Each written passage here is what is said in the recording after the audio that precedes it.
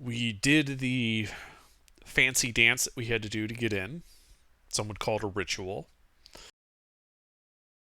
Then we walked in and found ourselves in a ball of sorts. And we started exploring and basically taking all the valuables that weren't nailed down. Taking the valuable nailed down stuff will be on the second pass.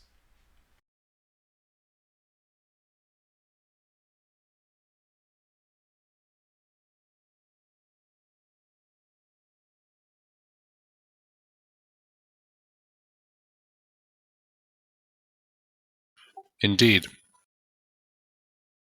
That's about all we did. We died, or well, at least Chance died.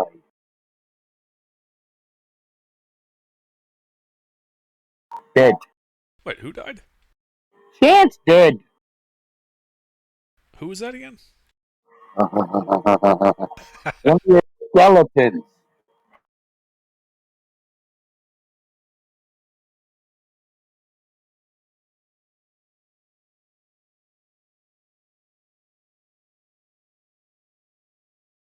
I mean, come on, what were the chances that he'd die?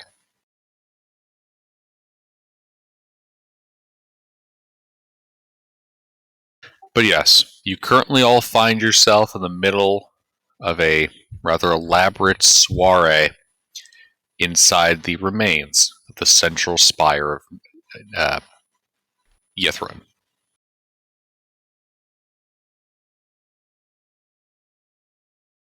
How are you all wishing to proceed?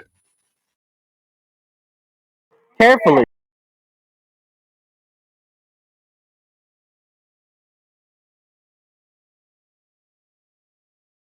So we looted the magic chest, the abracadabras.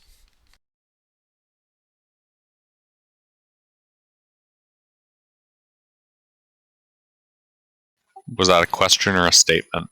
Statement.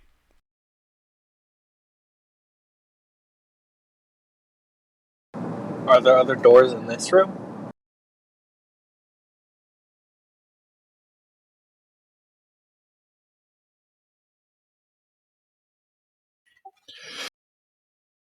Well, if you recall, you've explored all the highlighted areas on the map. You know that that northern room is radiating with powerful magic. When you sent your familiar in, you have yet to go over there personally. And yeah, you've explored everything else that's on the map. We should go check out those doors before we head into the boss fight room. Sure.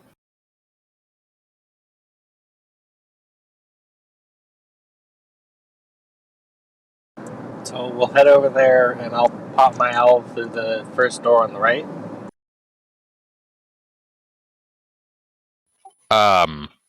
There are two sides you haven't gone to. I'm gonna need some more details on that.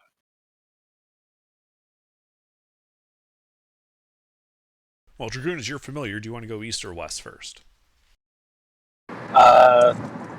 East. Okay, we go to the first door in the east. South.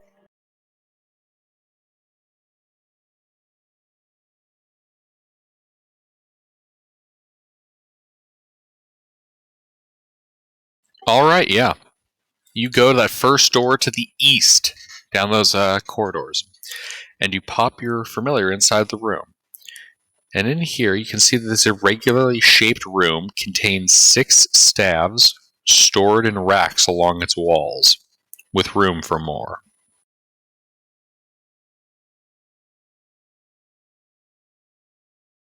Well, I guess we gotta go in and check them for magic. I'd like to check the door for traps. Make an investigation check.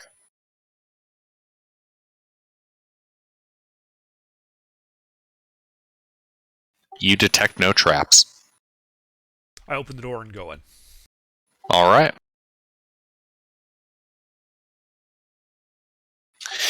Indeed, you see that inside this irregularly shaped room, there are 6 staves stored along racks on the wall. All right. I do a detect magic ritual. All right.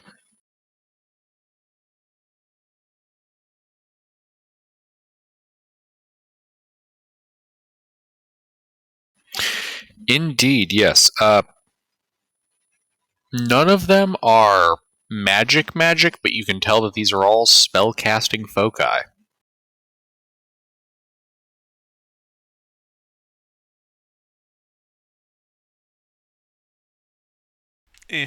So nothing really valuable. Can I because you said there's lots of racks and things, and is there any other way out of this room, or is it a dead end? This room is a dead end. Okay, can I search the room for hidden things? Indeed, make an investigation check.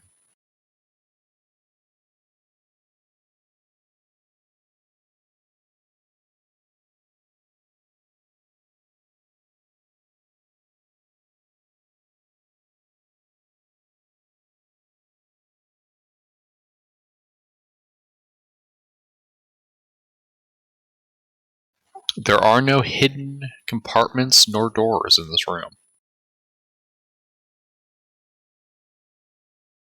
Well, guess we go to the next one then. All right. You head up to the next door.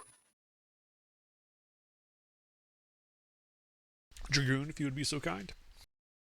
Pop.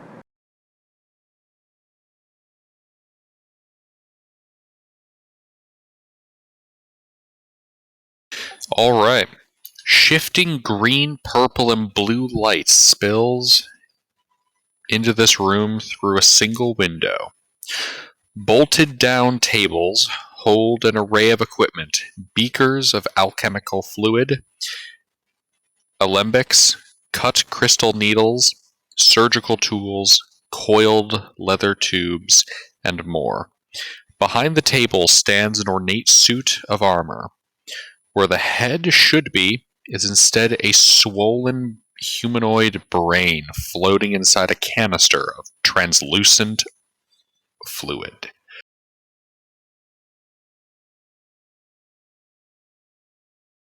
There's there's a brain in there, guys. Doesn't look like any. Well, I don't know about the brain, but who knows? Wait, is that what it looks like? Oh, This is what it looks like. God, that is so sick. big enemy. Does the brain have tentacles, Dragoon?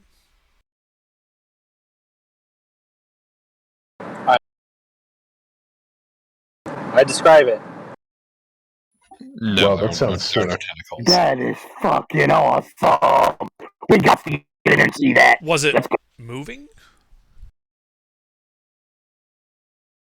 Did it react to my owl in any way? Give me an insight check.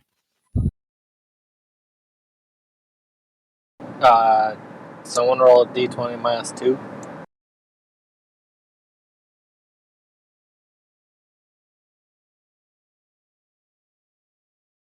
No, you don't think it noticed you,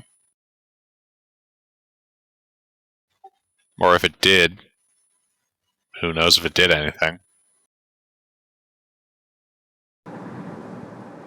But it's not just moving at all. You didn't see Still any just movement. active. Well, I didn't see it move, but it might not be reacting to my owl. All right. I'll check the door for traps. Give me an investigation check. You detect no traps.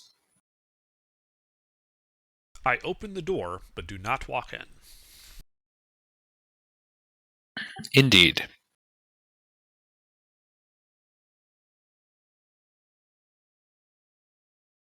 I still have the detect magic rituals that last 10 minutes. Yeah, this thing is definitely radiating magic. Is there anything else in the room radiating magic?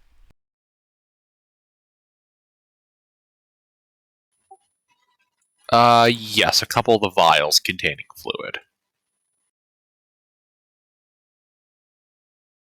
All right. I send the squad of skeletons in first.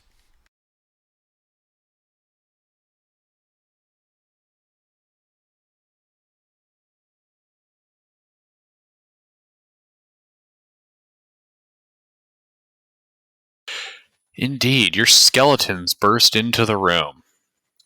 And you can see as they kind of, I'm guessing you're having them flank the back wall. Yep. All right. Yep. As they kind of flank the wall, you see this suit of armor kind of reach over and place a hand on the pommel of a sword. Other than that, it does not move. Okay. I then walk into the room. All right, you step into the room. And you hear a cold voice in your head.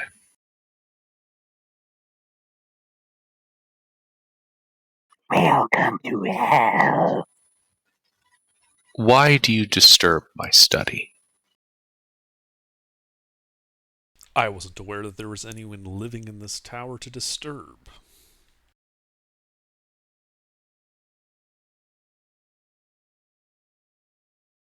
Who are you? My name is Veneranda. I was an archmage here in Yithrin. Whose name? Based on your appearance, you are not Netherese. I get around.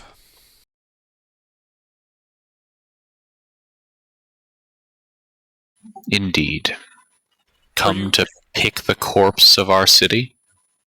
Yeah, pretty much. Netherese ruins are generally pretty valuable. Well, in his case, he's not just picking the corpse, he's picking the corpses.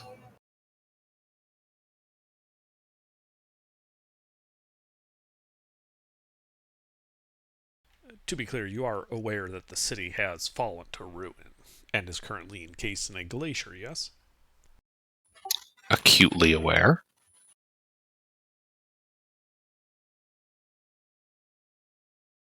Although based on your earlier statement, I take it something else has befallen other Netherese ruins, as you put it?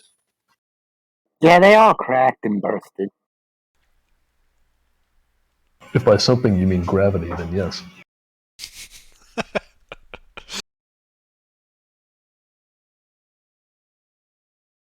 Your civilization has fallen. Literally. You are the only one left.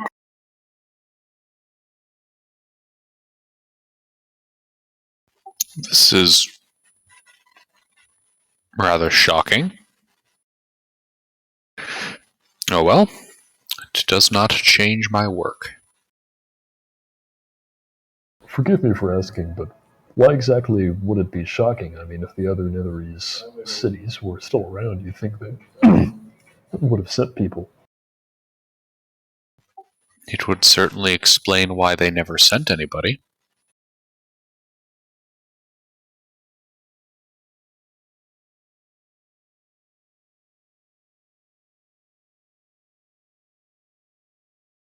So then you were there when it fell. Yes, I was here when Yithrin plummeted from the sky. Do you know why? I do not. That has been something I've been trying to uncover. Although, Is it a I way to now put it back in the believe, sky? indeed, there might be. There is a broken obelisk that's badly in need of repair that should be able to turn back time. To activate this, I would need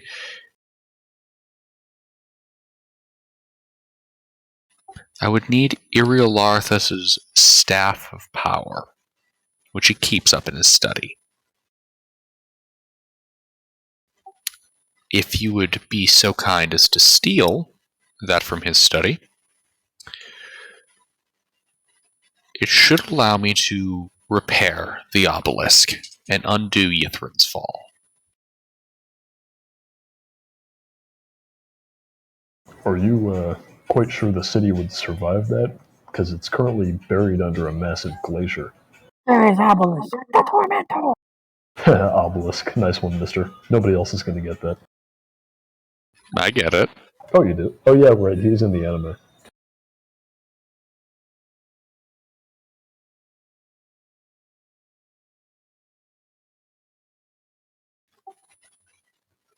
At this point, the city couldn't get much more destroyed. I find it to be worth the risk. Are you sure about that? I'm concerned that you said we have to steal the staff. Stealing implies ownership, implies that you're not the sole survivor in here. Yeah, is this something you couldn't pull off, or just something you couldn't get away with?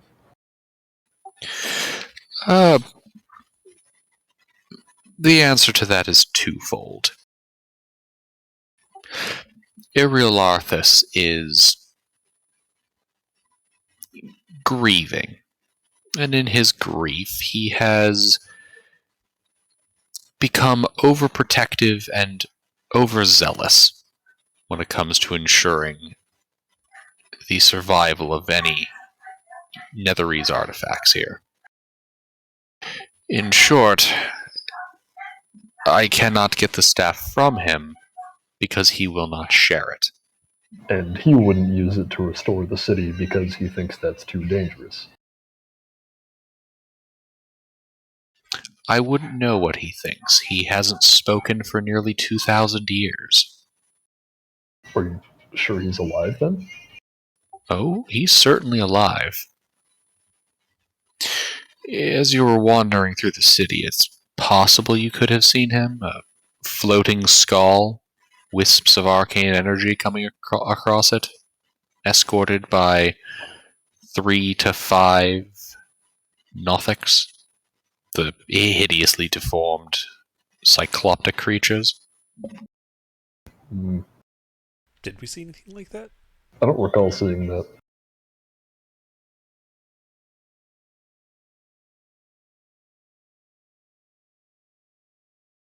The only flaming skull I remember is the 3 we locked into the safe.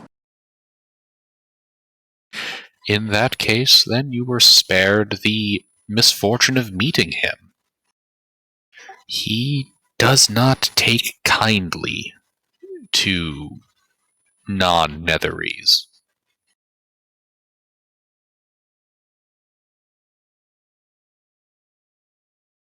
So, we get the staff, you use it on the obelisk, it turns back time. How widespread is that time reversal?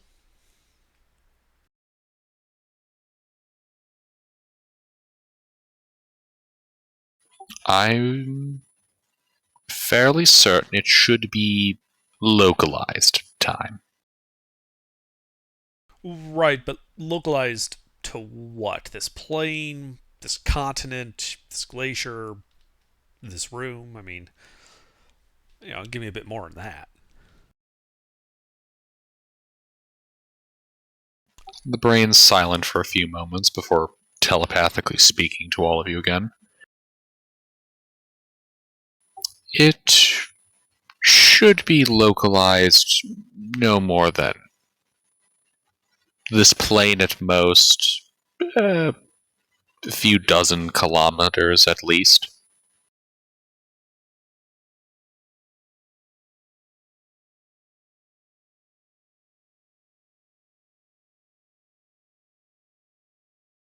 And let's say there were a hypothetical party of non-Netherese adventurers that were in the city when you activated this obelisk. Do you know what would happen to them given the timeshare?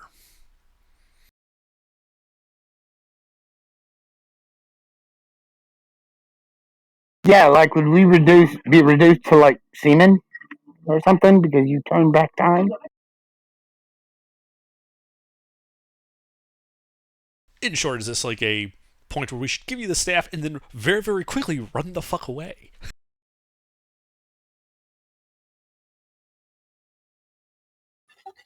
No. This obelisk shouldn't cause you to all turn to dust, if that's your concern. Basically. And it only turns back time in the city. I said it only turns back time, not just in this city. Oh. He said it'd be like a couple dozen kilometers. At least.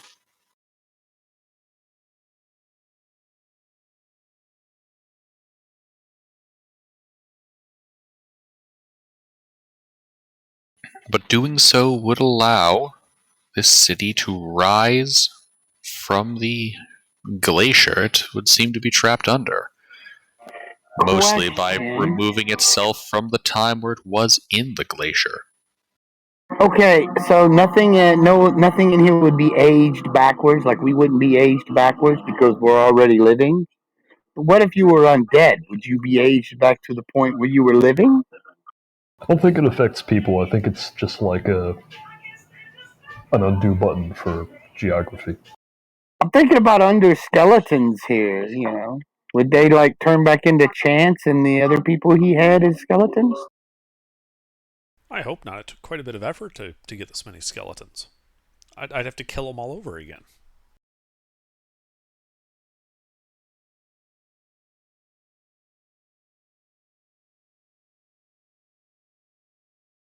Suffice it to say, I am not a chronomagister.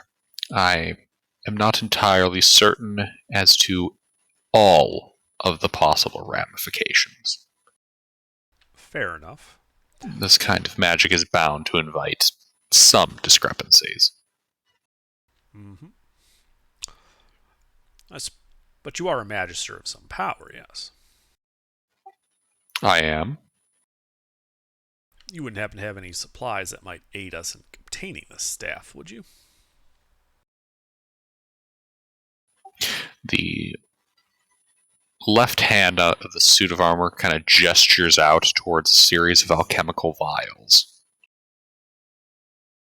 You may take your pick from my alchemical supplies. Much obliged.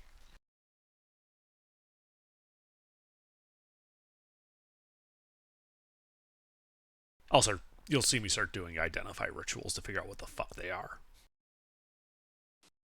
I'll Indeed. assist.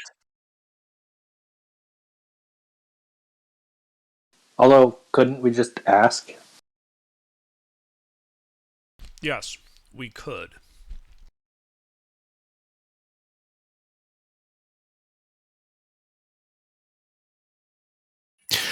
Indeed, yes. One moment while I toss you the info.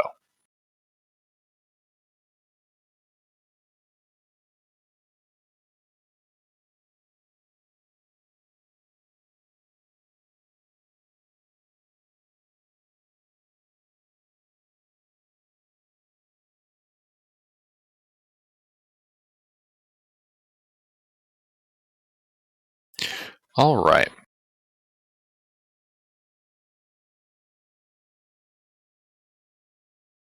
Don't toss anything in chat while I throw the stuff in.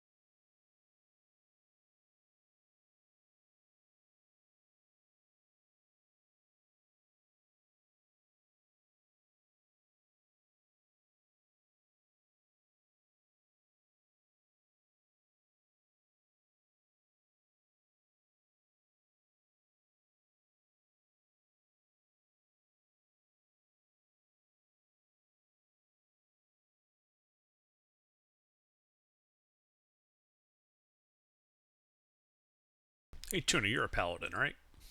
Yep. These are all like great potions for you to take. These three. Yeah. Does somebody want the one I'm already carrying that I haven't used?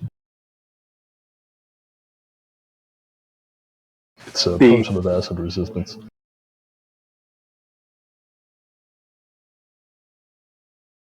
I mean, if no one else wants it, I'll take it. Here, why don't I take those first two? Or actually, maybe somebody else can take the speed one, because somebody else might be. Oh, well, I don't know. And then we can divvy up the healing potions.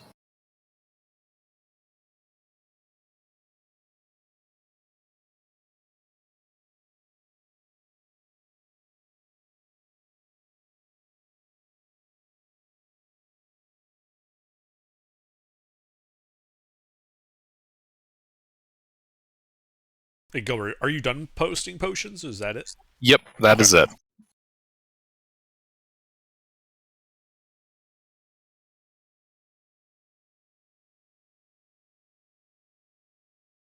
I don't really benefit from a potion of speed or heroism the way someone who fights in melee would. Yeah. Alright, then I'll take those two. Okay. And you said you want to divvy up the greater healings? Yeah, and then what are we going to do with the greater than greater healings? It's the superior and the supreme. Well, I'd rather have cheese.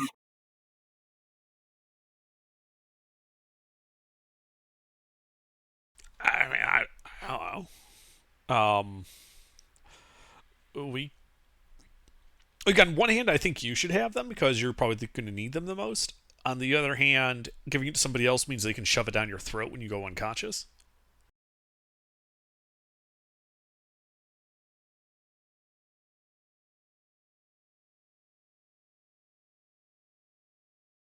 Yeah, maybe I could take the big ones and we can divvy up the graders. Well, the graders are easy. We each get one. Yeah, and then I can take the other two. That makes sense to me. Maybe give Dragoon the superior one since he tends to be up in front too. Yeah. I don't suppose he would benefit from the speed. Not really, because I'm still using like spells, and haste Oh, doesn't that's really. right. Alright, yeah, then you can have the superior. We each get one greater, and I'll take the supreme.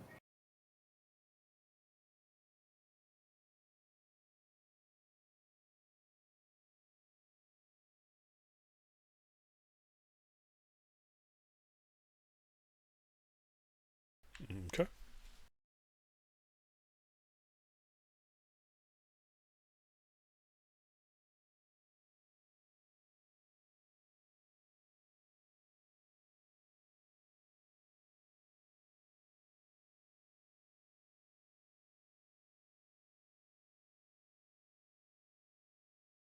I just realized I forgot to delete the potion of Cloud Giant Strength that I used like 5 sessions ago.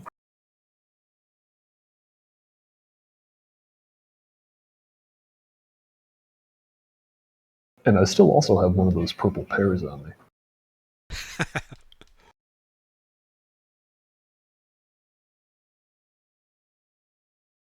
Actually, yeah, speaking of purple pears, you guys know that all your benefits if you ate one wore off, right? Yeah, what do those do again? I forgot what they did. Random effects, like, for example, I got the ability to give people night vision. Oh yeah, they're just random. I Alright, never had one, so I don't have to worry about it. yeah, well, I'll save it for when things are really dire.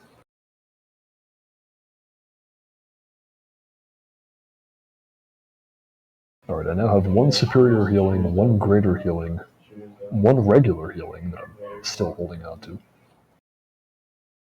and one speed and one heroism.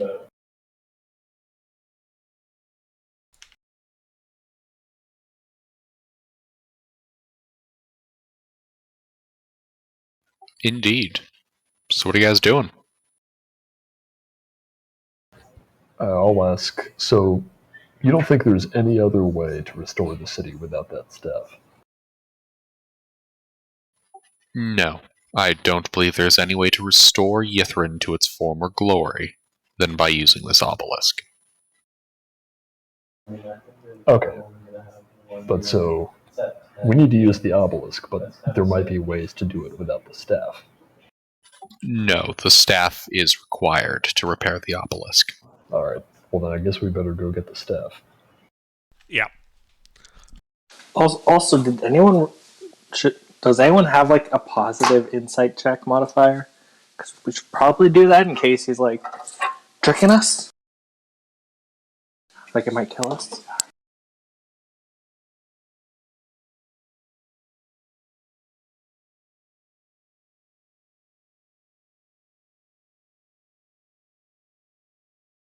Is this room a dead end? It is. Well, then I was like, all right, well, sounds like we got a plan. So we'll be back with the staff.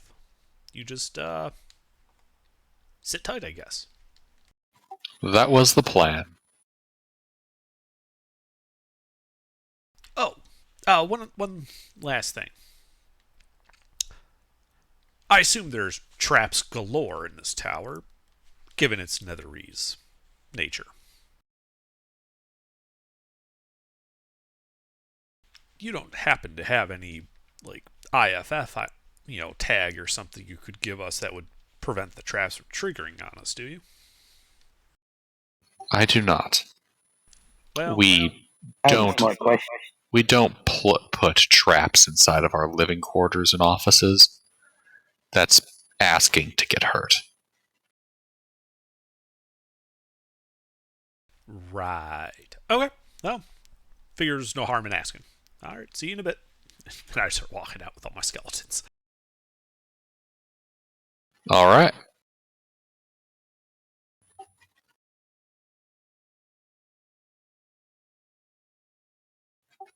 You want a stogie? You offers the guy a cigar.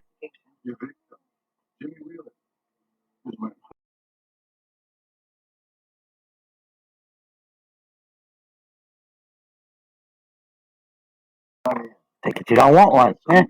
More for me then. He follows the rest of the party out. Mm-hmm. Oh, I think we go out to that big room in the middle there. All right. You guys funnel out into the soiree. The what? So I look at the rest of the party. I'm like, so everyone else kind of knows it's a trap, right? Well, of course. I said we go in there and bust his little glass dome on his head open, but that's just me.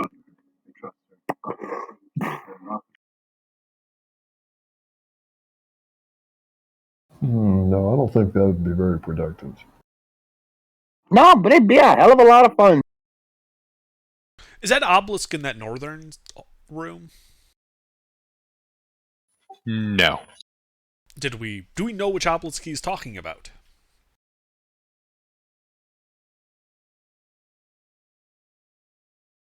Is it like one of the things we've seen in the city?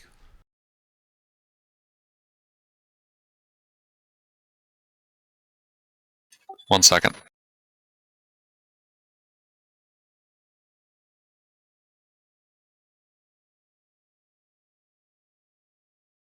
I'll be right back.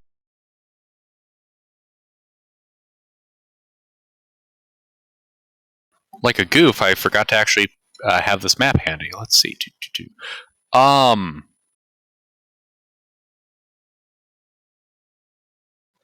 Give me a intelligence check to see how well you remember what you might have seen around you. Yes, there's a obelisk out to the north end of the city that you remember seeing at the distance while moving to each of the towers. Okay.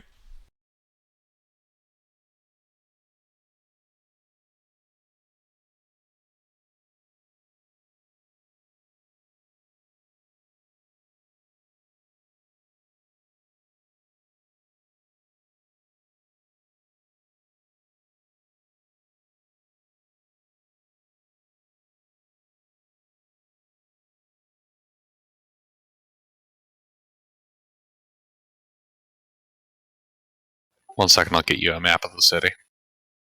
Oh, I got it already. I have returned.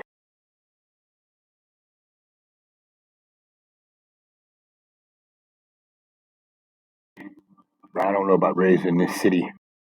This ain't like Atlantis or some shit. It's not I gonna. mean, I wouldn't mind raising this city, but returning it to the sky? Never. I mean,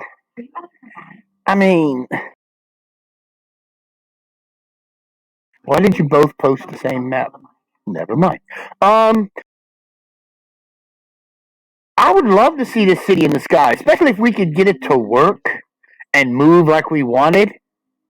Are you sure that's a good idea? Well, then we'd have a flying fortress. We could command the skies. Every What do you nation mean beneath us we wouldn't know? will bow down to our greatness.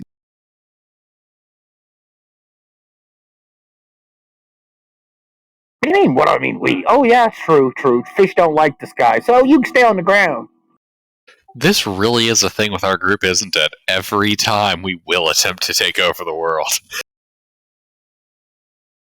I mean, this What, is just. what is, This what is is just. good in life?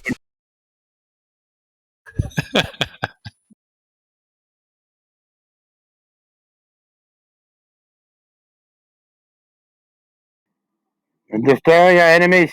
See them driven before you, and hear the lamentations of their women.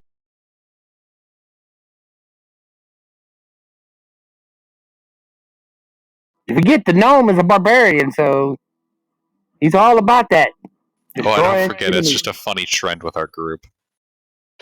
Alright, so what are Floating y'all Netherese doing? City? Oh, we want it. We want to control it, and it becomes our floating Netherese City.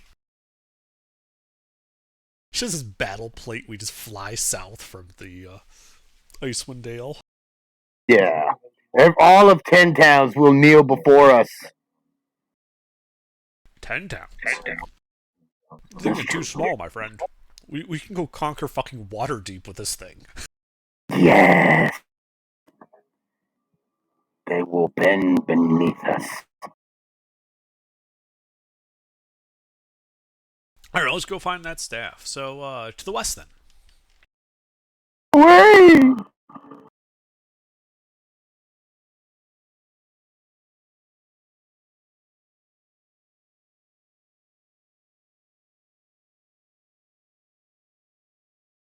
I'm sorry, repeat.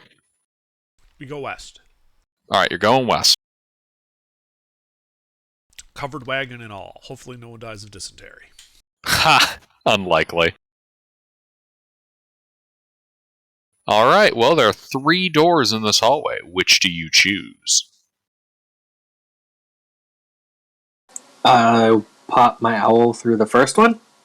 Yeah, let's just start at the south and work north.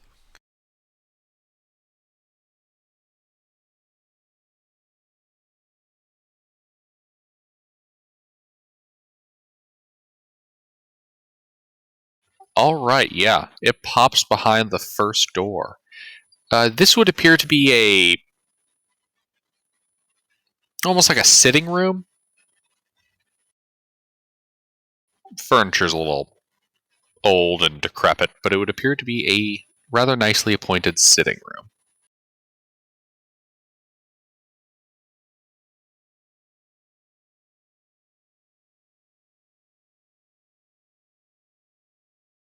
Dragoon gives the all clear. I'll check the door for traps.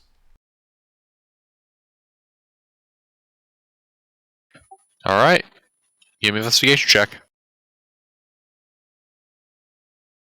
There are no traps, to your knowledge. Okay. I open the door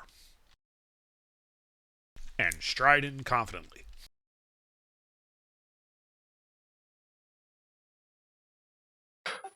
Alright. You stride into the room.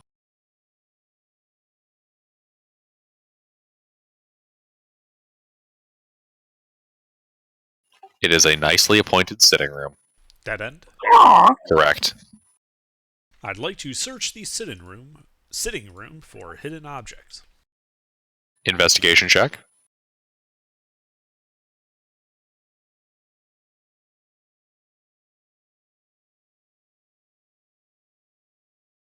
You find no hidden objects.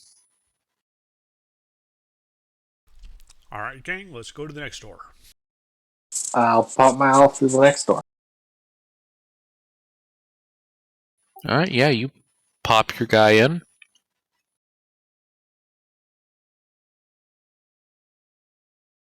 This would appear to be an office. There's a single table,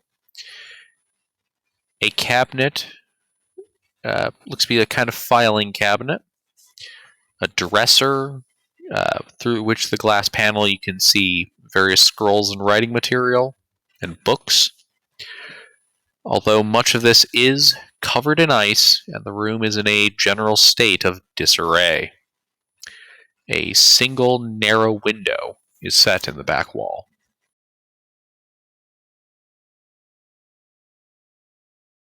Looks, no enemies. Alright, check the door for traps. Investigation check.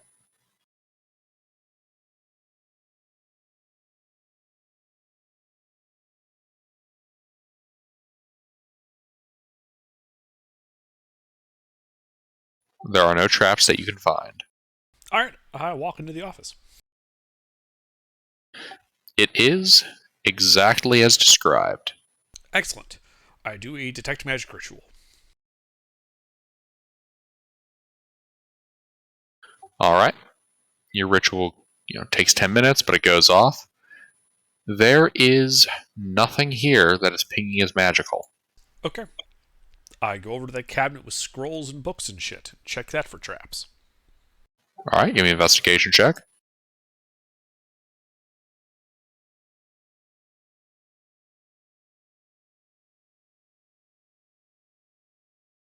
You find no traps. I open it and begin looking through its contents. What's inside? Inside you find boring bureaucratic missives and accounting. Yeah. Alright, I check the cabinet for hidden compartments.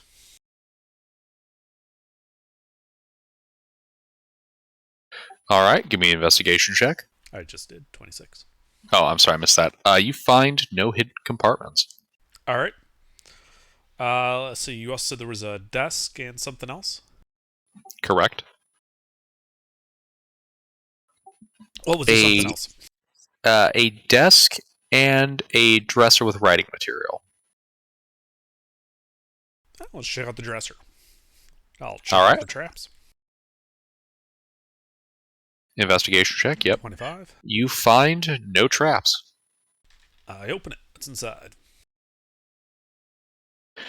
Inside, you find many stacks of blank printer paper. But do they have ink? Printer ink. You see a couple of would look to be like two. You see like 3 2-liter canisters that are labeled parchment ink. Liters. Imagine how much those must be worth. No. So they're only writing ink. They're not printer ink. Printer ink is the valuable stuff. Yeah, it's the same stuff that you write your spell scrolls in. You have to use printer ink for that. Lord. Alright, I guess I'll check that for hidden compartments. Alright. 17. You do find a small vial of spell scribing ink. Printer ink. Woohoo! How much? Enough to cover 200 gold worth of scribing costs.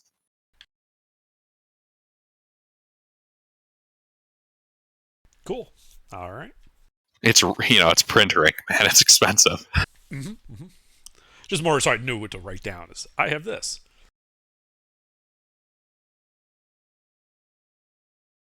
Well, I guess we go to the desk then.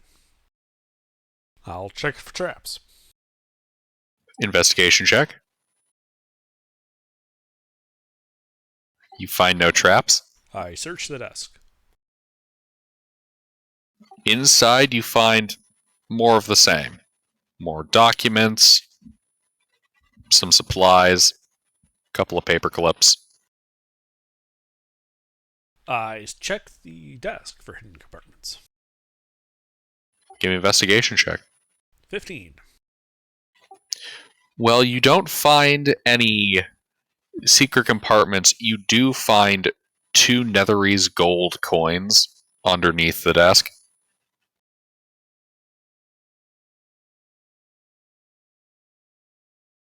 Man, what is with these broken Netherese wizards? No hidden compartments, no spells of, wish or whatnot here. Useless ass mages. Yeah.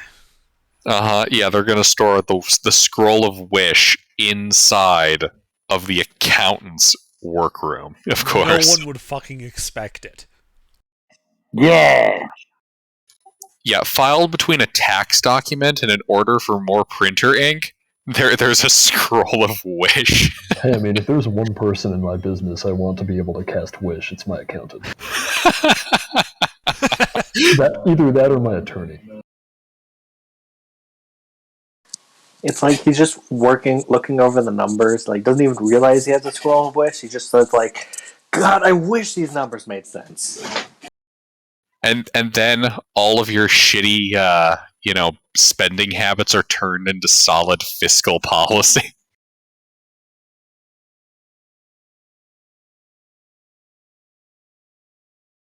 Hey, I got an idea.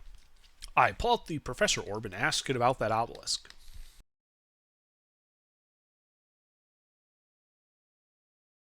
Oh shit. Okay. Give me a second there.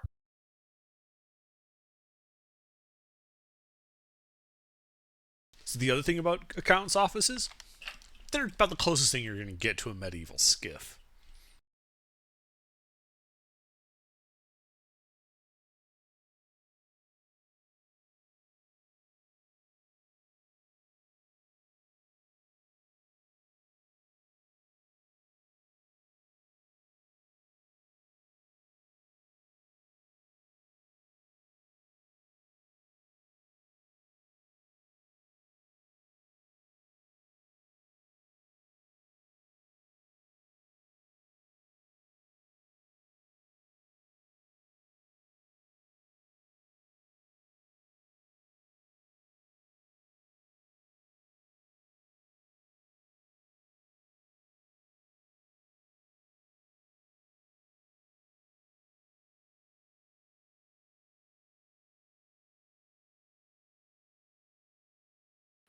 All right. Yeah. The professor pipes up. I don't know anything about the specific operation of the obelisks, but the first group of these magical obelisks were crafted by a secret society of spellcasters called the Weavers. These obelisks could alter reality on a grand scale, sending a region or perhaps in cases even an entire world back to an earlier time. Why am I concerned about Obelisks were constructed to primarily counter the effects of calamitous spells and cataclysmic events. Effectively a fail-safe should they do something foolish. So it's essentially how Netherese people cast Power Word Reload. Yes, Control L.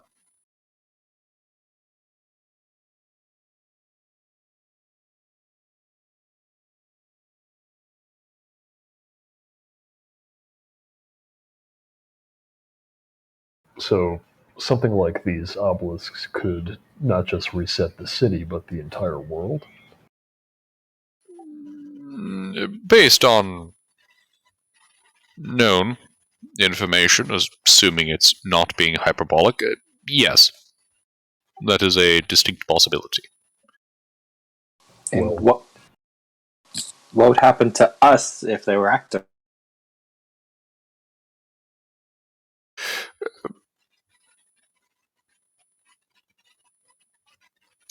The exact details there are not within my base of knowledge, but I might surmise that the obelisk wouldn't be a very effective tool if the people that used it were destroyed by its use, as temporal paradox could occur.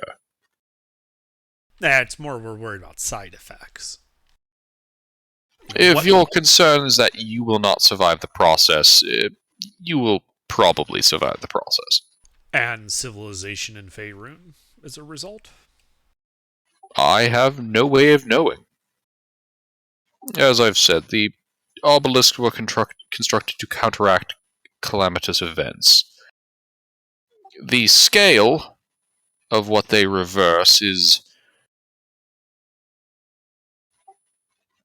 rather variable. It does not have consistent results, at least in the records that I'm aware of. Alright, well that settles it. This is way too dangerous.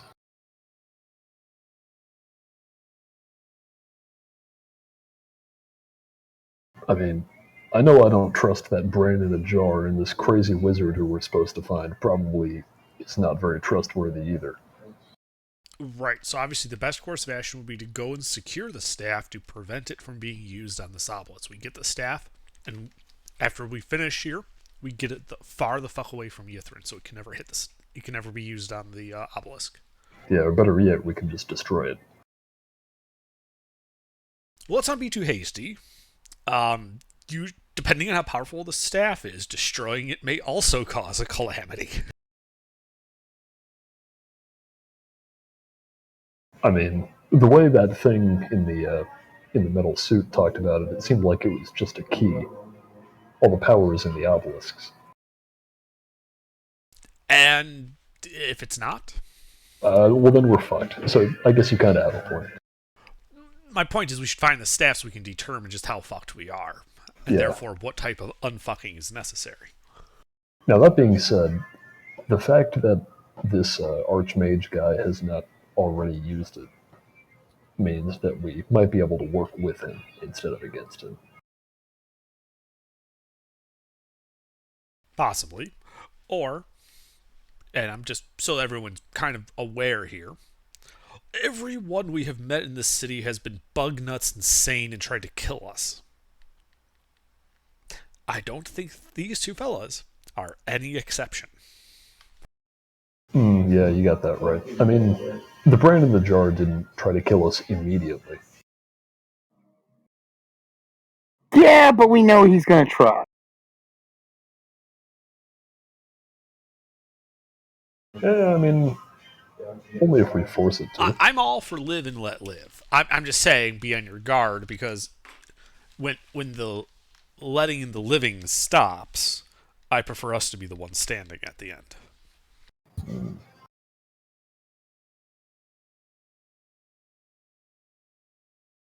Anyway, I think there's a third door for us to try. I pop my owl through it.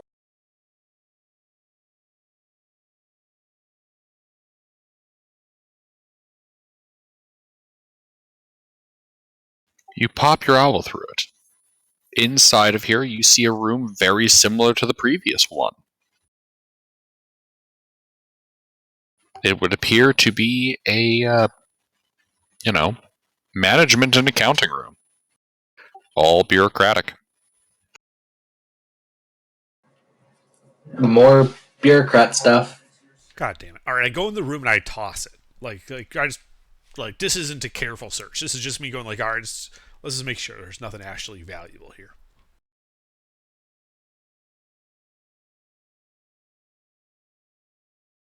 Alright, yeah, you start ripping through there. And you see more ink, more paper, more accounting logs. Nothing particularly valuable. Printer ink? You find no printer ink. You find a sticky note that claims to be needing more printer ink. Of course. Okay. Also, something, it's bullshit how expensive it is. The more things change. Well, I think the only room we haven't been to then is the big magic boss room. Time to pop my owl through it. What? North middle of the local map. The one that looks like it's a beholder, but in wall form. Right, the room you've been to already? We've been in there? Well, you sent the owl in there. Right.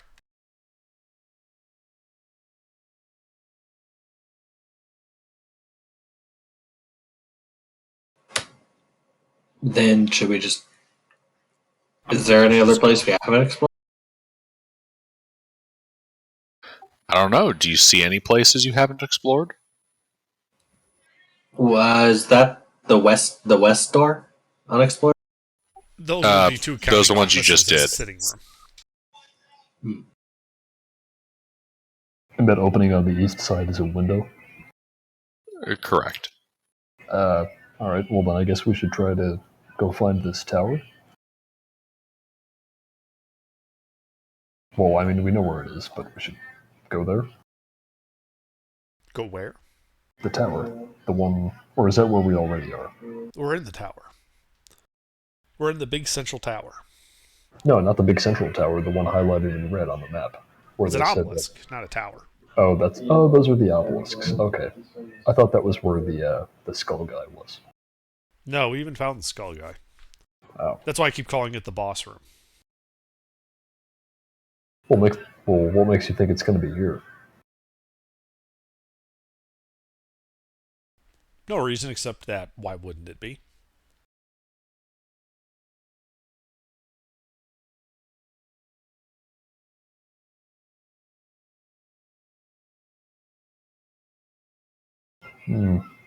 I imagine we're arguing about this as we're just walking to that room. Indeed. You guys can see outside this open window. There's that 30-foot space between it and another floor-to-ceiling open window. Think like a raised backyard patio door, except there's no patio. Fuckers took my patio. Can't have shit in the other. You have a floor-to-ceiling window door, and then open space beyond it. 30 feet away is a similar open window door. Ah, okay. Okay. I slide open the window.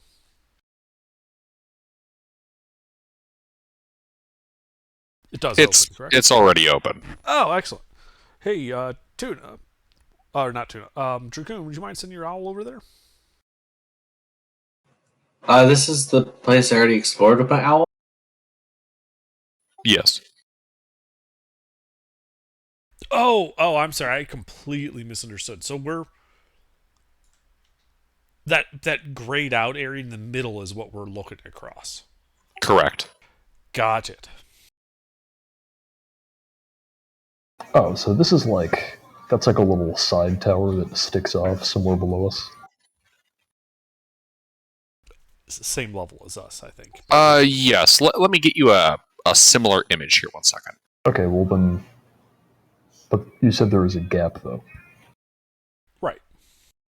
Yeah, so that's what I'm saying. It's like it sticks off somewhere below us, or attaches, and then comes back up, and we're looking across at the... We're looking across the tines of a fork. Right. Have we been to the top yet?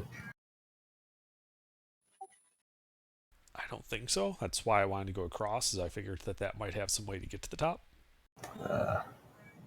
He didn't see any exits in there.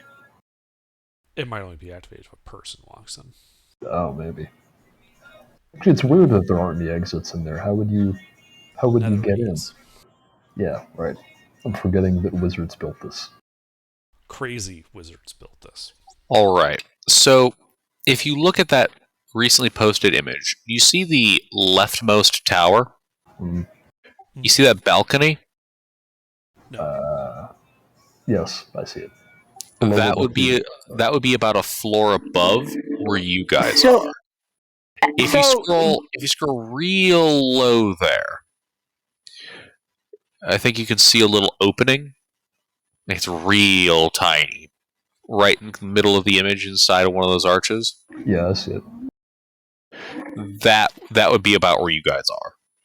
Oh, so we're On not the even on the halfway up. opposite side of it, precisely. You guys are lower on the tower.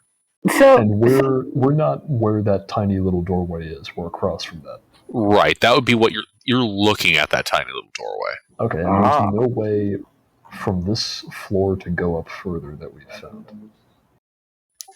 Correct. There is nowhere that you have been personally with that. Well, that's weird. How do you go further up this side of the building? That doesn't make any sense. We cheat. How much rope do we got? Let me check.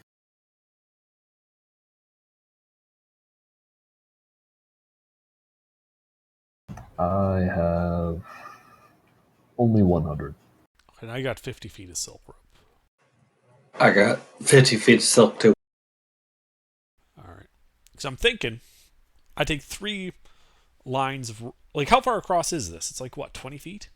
Looking at the map? 30 feet. 30 feet. So I take 3 lines of rope across, and we can lash them to both sides, and you basically have a nice walk bridge. I feel like there's got to be some way of doing this that makes more sense. How would the people who actually used this building navigate it? Can the Professor Orb tell us? I don't suppose it knows anything about Ythrine's architecture. Sure, I pull out the Professor Orban query how to get to upper levels of the tower.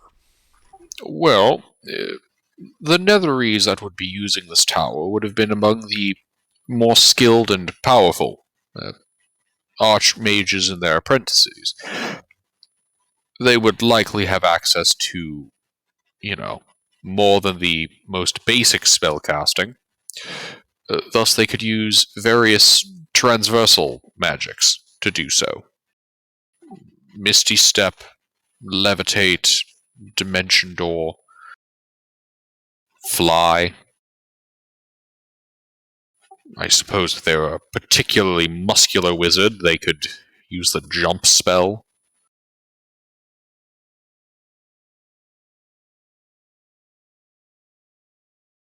Well, that's really frustrating. Should we be expecting entirely enclosed rooms that you would have to teleport into? No, entirely enclosed rooms would run into a suffocation issue. The Netherese were very conscious about being able to have access to their vocal components.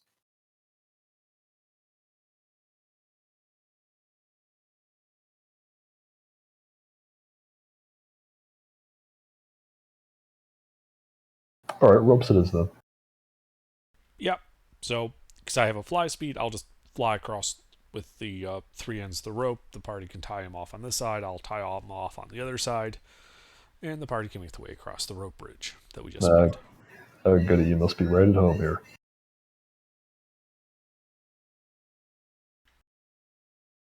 Flight is handy. Alright, after we make sure that this is secure, then yeah, I'll start climbing my way across once we know that it's like good and tight on there. I mean, if you want, we can send skeletons to test it. Oh, good idea. Let's send them first. Yeah, skeletons go across the rope bridge. Indeed, they do.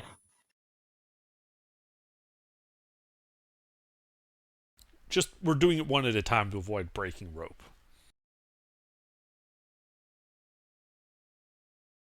I assume so.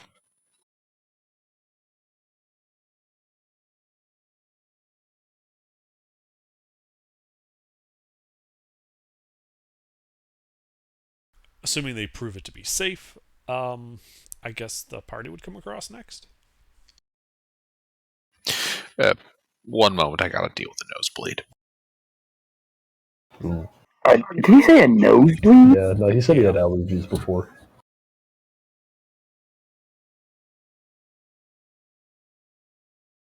Alright, there we go. By God, a nosebleed is not going to stop me from DMing. Alright. Yep, your skeletons are able to shimmy their way across these ropes and into this room on the opposite side. All right, me next. Yeah, just for reference, this is what I meant by a triangular rope bridge. You can basically build, like, assuming we have places to tie off, we can basically build that anywhere.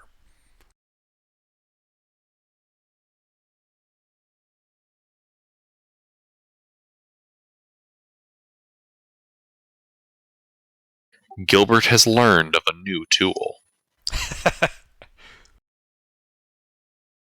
All right. Yeah, you guys are able to create a rope bridge and begin shimming your way across. All right, then I guess we all shimmy our way across, one at a time. Indeed. So that's the plan. I don't suppose anybody here weighs an absolutely obscene amount. Uh, The gnome weighs all of 50 pounds. let's see, did I write it down somewhere? Toss me. I meant that more rhetorically, Tuna. It's highly unlikely that you weigh enough for it to matter. Yeah, between him and what he's carrying, it's only like 300 pounds. How far did you Yeah. space those ropes out? It's 30 feet. We had 50 feet of rope. No. I Probably every 5 mean, feet. okay, they're 5 feet apart. Like when you mean apart, you mean in the triangle or the Yes, interspaced ones? yes, in the triangle. How far is the bottom rope from the top rope? Not so far you wouldn't be able to use it. I am asking because I am only 2 foot tall. I mean, Two and a I half, was actually. thinking around like 3 feet, so that everyone Okay, any that's size could basically use it. Though. Okay, that's good. Like, I you'd be thought I reaching was up, going to have to do the. we'd be Thought reaching I was down going to have to do slightly. the Lord of the Rings thing. Well, toss me. Perhaps we could use the leftover rope to construct a chest harness for you. Would you prefer that? Yeah, that might be needed. I'm small. All right. Small. We have a bag of holding you can just hop in. I also have tensor. Ah, you were funny. You were so funny. No. Just ride on tensor floating disc. Doesn't that need ground underneath it to work? I think it does. Yeah. It does. It says it like, hovers alright, here I above go. the ground, but it follows Right, so along if it goes behind over the person, edge, whoosh, it goes down. but it won't hit the ground. It'll just stop. Yeah, it's not the Right fall before it that hits the kills you, ground. it's the sudden stop at the end. Yeah, but you're not actually hitting anything. So, I could be forgetting, are you but I think still Tensors falling? does actually descend safely. It doesn't just plummet. I know, but it's funnier to think about it as plummeting. And It plummets safely. couldn't it just hover over the rope bridge? The rope bridge is not ground. So now I'm just imagining like the tensor's floating disc just wrecking this bridge on its way down. Alright, but you're all able to shimmy your way across and into this next room. Okay. I'll then fly back across, untie the rope bridge from that side, and like carry the ropes back so that we don't lose our rope.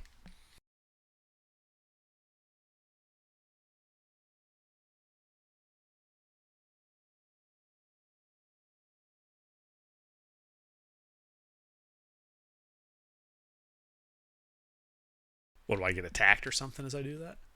Nope. No, you're able to do so. Alright. So yeah.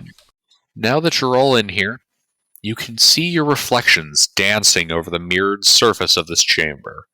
11 alcoves extend from the walls like points of a star, each one narrowing to a niche where a gently glowing crystal is mounted 5 feet above the floor. The air here seems to hum with pent-up arcane power.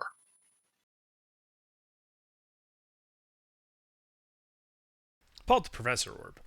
Is this a goddamn magical elevator?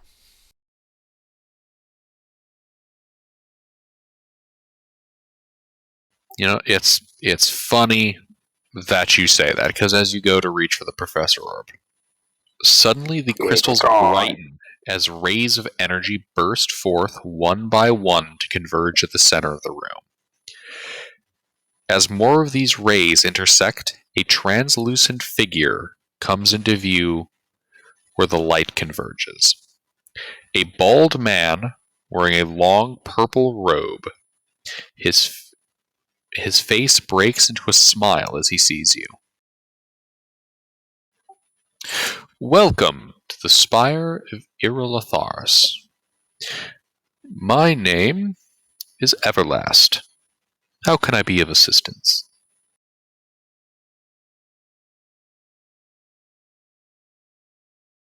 We're looking for Isilithar's office.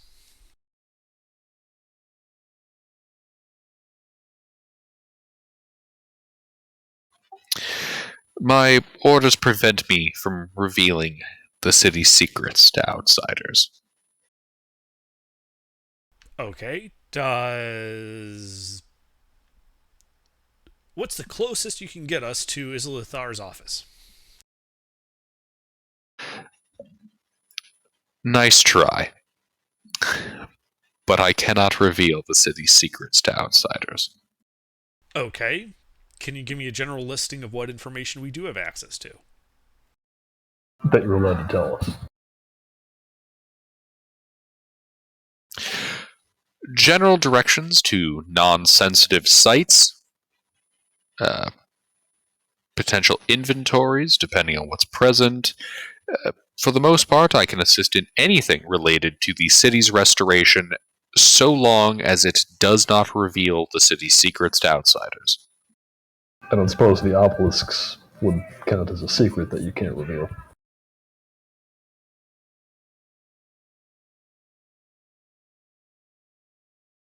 Although it's not much of a secret at this point. We already know what they do. Many powerful minds have tried that. Well, restoring the city to its glory, if that's what you're trying to do with the obelisk. I'd assume that's what you're doing. It's the only logical use of it. You say they've tried. Why haven't they been able to? The obelisk was damaged in the crash.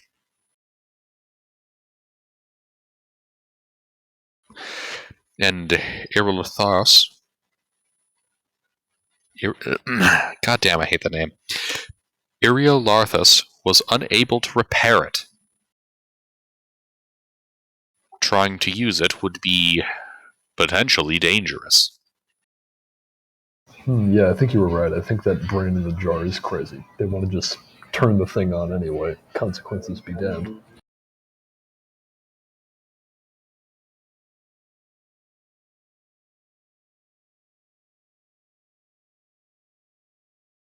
I don't suppose the roof deck is open to tourists.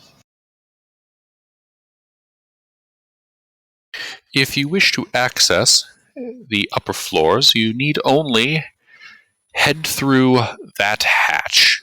And Everlast points 90 degrees overhead. A hatch. I don't suppose there's a way up there for people who walk. No, that would rather defeat the purpose of having it as a security measure.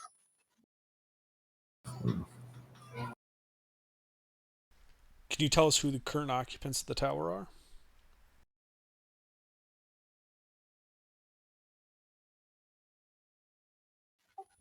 Other than myself, a trio of wizards who have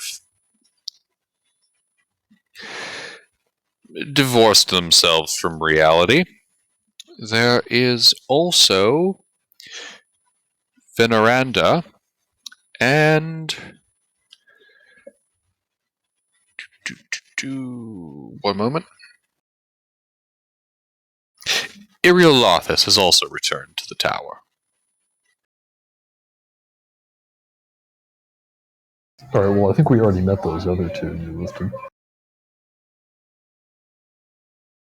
The three that have divorced themselves from reality? Yeah, you remember them. No. There you Larry, go. Moe, and Curly. Who? The three brains in a jar sitting out in the soiree. Oh, maybe I don't then. There When were he three said brains divorced in a from jar reality, sitting I out was. in the soiree. Yes. When he said divorced from reality, I was thinking of those three witches in the Demi plane. I was thinking of the skull. No, that's a real artist. Yeah, but they're not in the tower. My query was who's in the tower.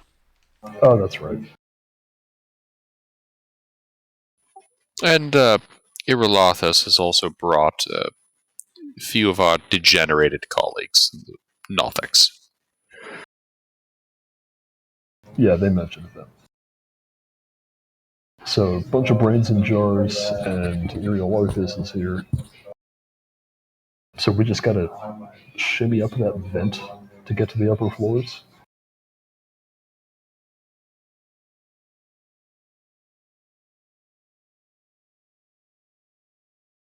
That's correct. Right. And I don't suppose they have any, say, like a Nothic needed to get up there or something. How would they do that? Given that they can't fly. A few of them still possess some magical talent. The ones that don't simply climb. Oh, okay. Well, I guess we're gonna need more of that rope. Unless you guys got any more questions, I think we head Yeah. up that vent. Do you have a room listing you can give us of what's above us? Of course. Directly above us is the dome. Outside of that, you'll come into the testing chambers. Beyond there, we have the Chamber of the Ebon Star, Stasis Chamber, Library, a court balcony with a very beautiful view of the city.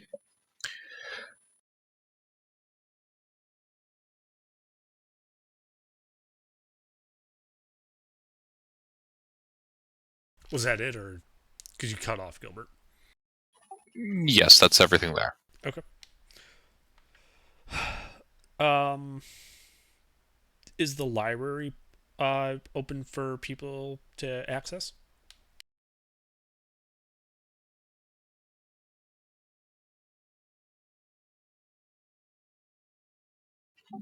Yes, the library is open and free for use.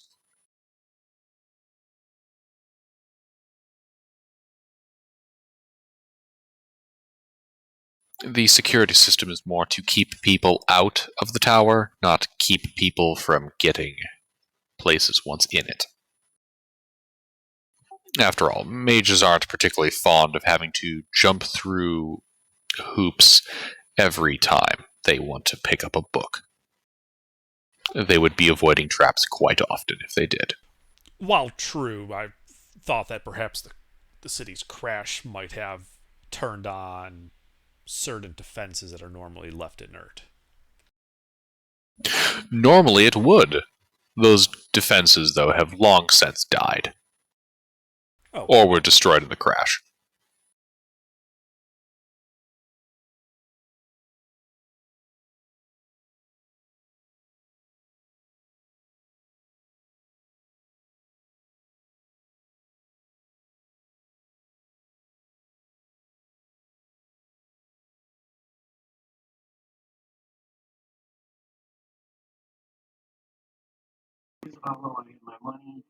are there any hazardous areas we should be aware of up there?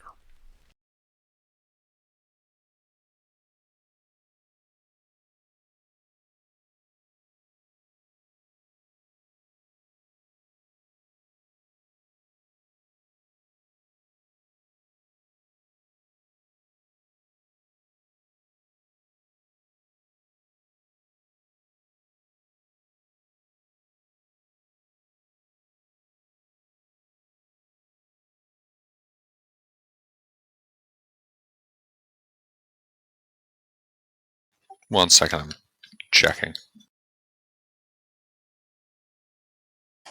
Okay, recovery. How big is your skeleton now?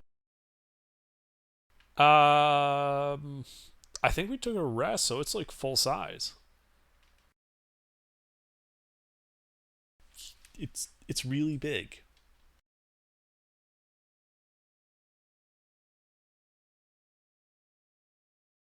Let me go. Underdark, could you repeat your question again?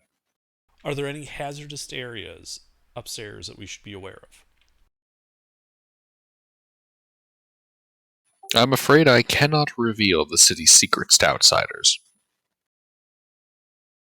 Right, but you listed 6 rooms: the dome, the testing chamber, chamber of the Evans Star, the stasis chamber, the library, the court balcony. Do any of those rooms contain environmental hazards we should be aware of? Such as puddles of acid or something. Puddles No. of acid, malfunctioning constructs, vacuum, you know. No, there is no such unintended environmental hazard in the tower. Okay, great. You've been a big help, thanks. Glad to be of assistance. It has been an unfortunate wait for new visitors. Well, speaking of that, is there a way we could transport your projection outside of the city so that you can talk to other people? Unfortunately, to my knowledge, that is not possible. I am confined to the city as per the creation of my existence. But you can appear anywhere in the city of Yithrin. Correct. How flexible is that designation?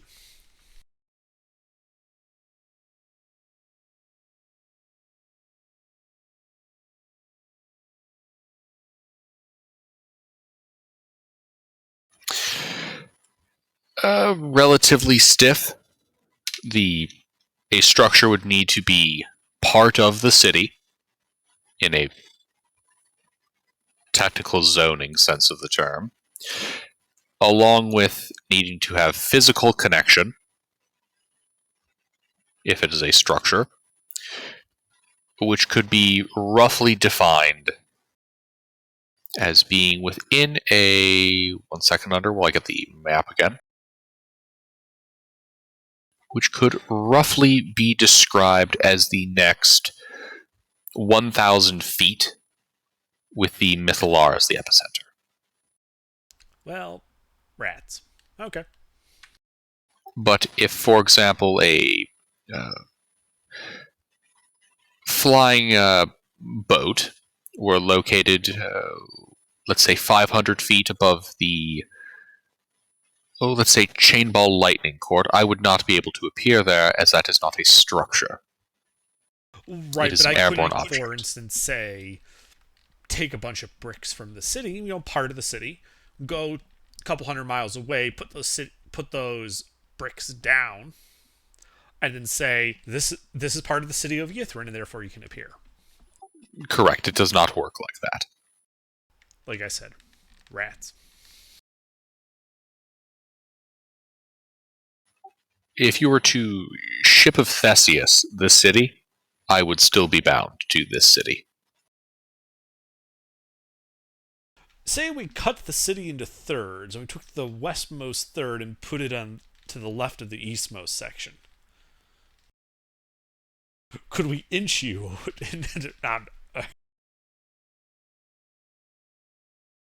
Possibly. You might also just destroy me. Now, let's say that we were to infinitely subdivide the city into a series of points, and then take all the points who could be represented by a prime number, and then... No. Okay. Well, we'll just be on our way then. I see that the paladin is also a trained arithmomancer. Yeah. Unfortunately, we can't use the Bonnek-Tarski paradox to create 2 identical copies of Yithrin. Indeed.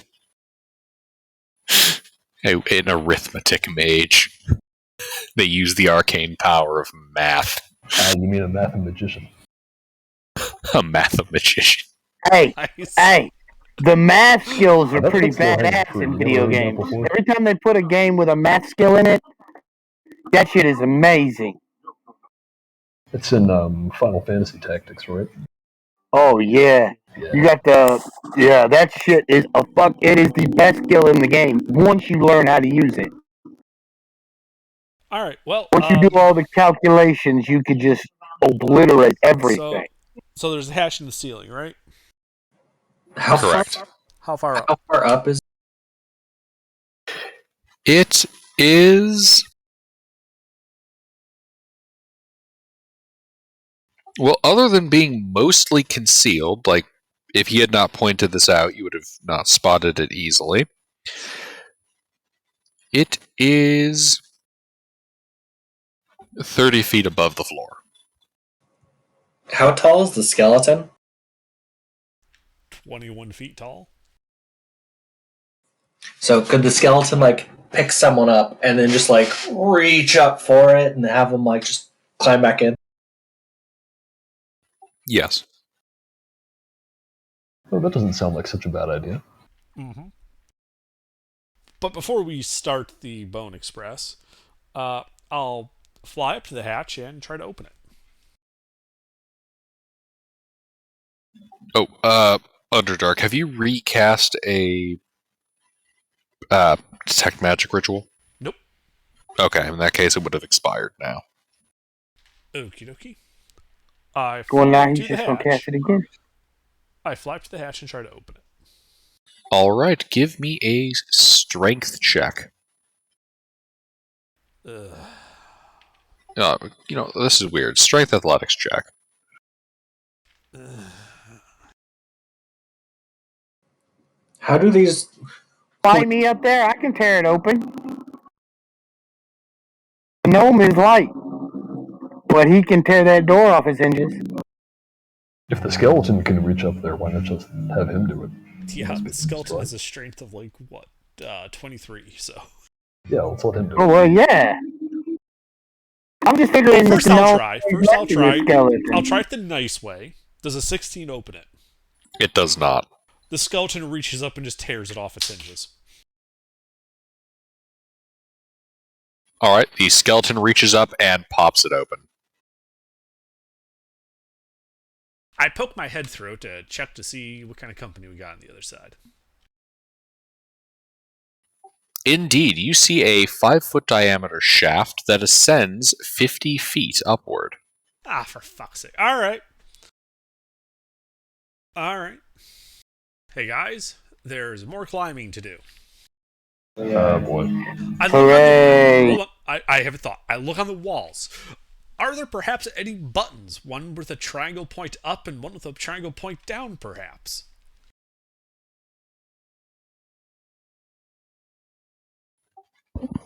No. All right. What about all of those alcoves at the tips of the star? Actually, you know what? I'll ask him. What are those? What do they do? Those would be the magical crystals that allow me to exist. Oh, I see. I don't suppose there's like a more natural way to get up this tower from somewhere else.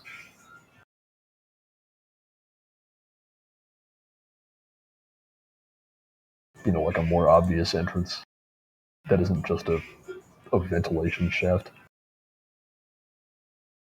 It's a thermal exhaust port, not a ventilation shaft. Oh, come on. I was already making a Star Wars reference.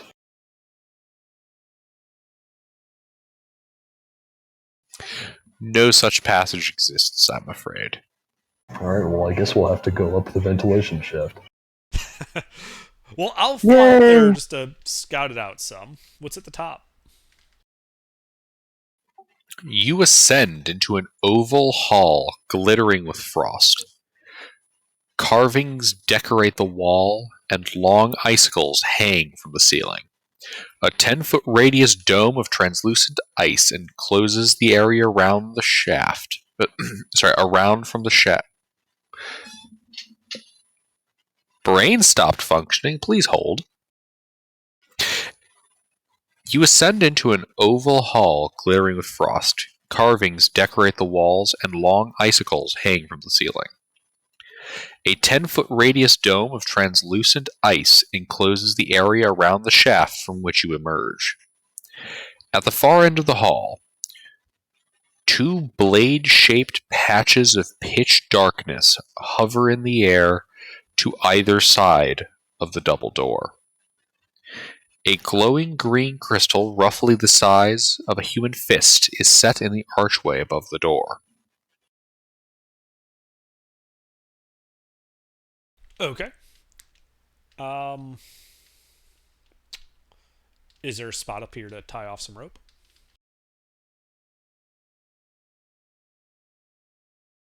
If there's not, you can come back down and take a python. Yeah, there isn't. Okay. I come back down and grab a python and a hammer, fly back up, tap, tap, tap, tap, tap, tap, tap. I make a tie-off point, tie off the rope, and fly. It's 150 feet total length of rope we have, so. And fly back down to the party.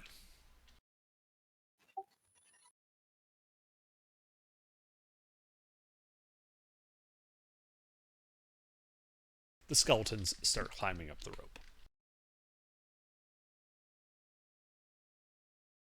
Can the big guy fit through here? He cannot.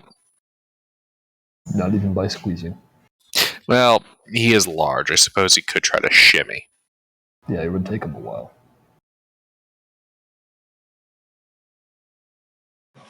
I could also probably reduce him, Nah, I don't think they're.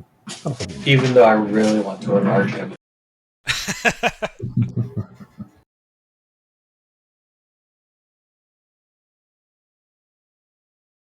Nah, don't worry. I got the big skeleton. You guys head up.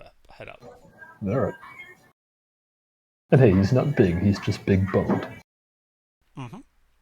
He's quite literally big boned as he starts climbing into the bag of holding. Man, they're gonna be big boned when they have to fight him.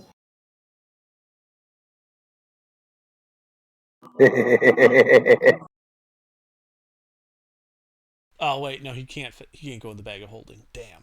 He's too big. Yeah, he'll just have to slow shimmy his way up there. Yeah, he'll just have to slow shimmy his way up there. All right, yeah, you guys start filling up this dome, and as you all begin to fill up the space, under how many skeletons does recovery have? A lot. This is rather important. I have one, two. I have 17 normal-sized skeletons.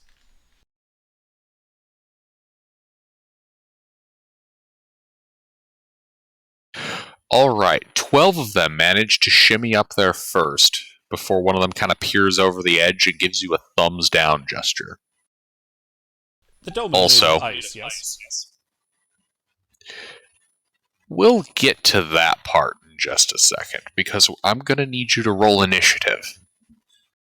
Everyone should be rolling initiative here. Okay. No, I don't want to roll initiative.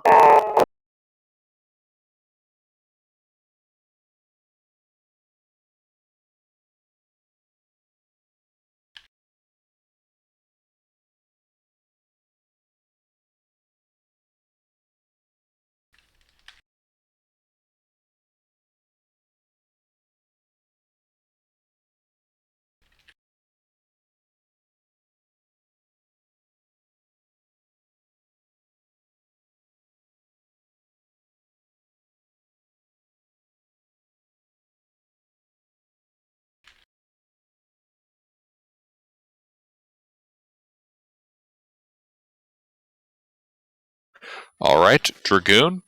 The skeletons have just one of them peered over the top edge and gave a thumbs down. What are you doing? So I can't see any bad guys? It's no. I'll send my 90 feet straight up. I send my owl up. What's your owl's movement speed?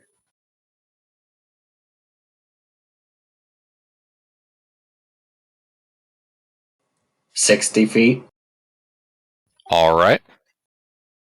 Flies up 60 feet. It still can't see anything.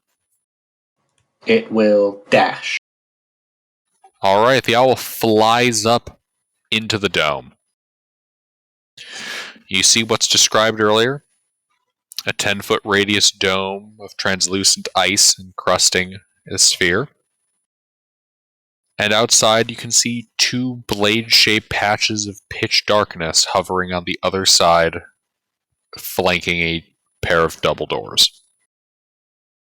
The skeletons have completely filled the space available. Well, shit. So, like, the the owl wouldn't even be able to get there. The owl's able to fly up through the hole, but you can see that the skeleton, like, if more people were trying to get up here, you'd start elbowing people on the side just to move around. You might say it's difficult terrain or crowded. I'll shout out, "Scary blades of darkness!" And the ventilation shaft is very full.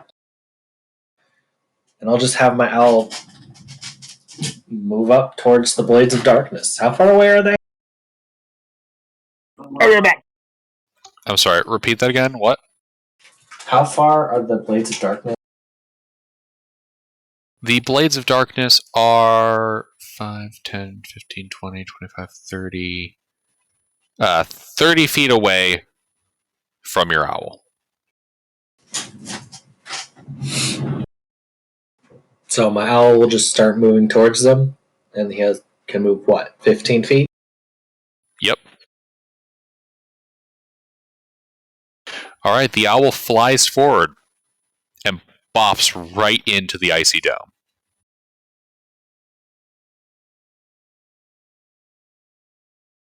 It takes 1 point of bludgeoning damage as it flew face first into Between this us dome. and darkness? Yes.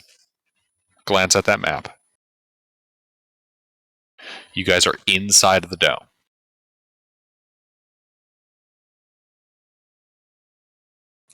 Well, my owl will just wait flying up at the top of the dome. Alright. And I'll prepare a reaction that if an enemy gets within touch distance of my owl, to send a shocking grasp through my owl. Alright. Tuna? Do I see any skeletons coming down the rope? No. Well, then I can't very well go up there, so I pass turn. Recovery. At this point, I don't think Tuna would even know he's in initiative, so he can't really do anything yet. That's quite possible, yeah.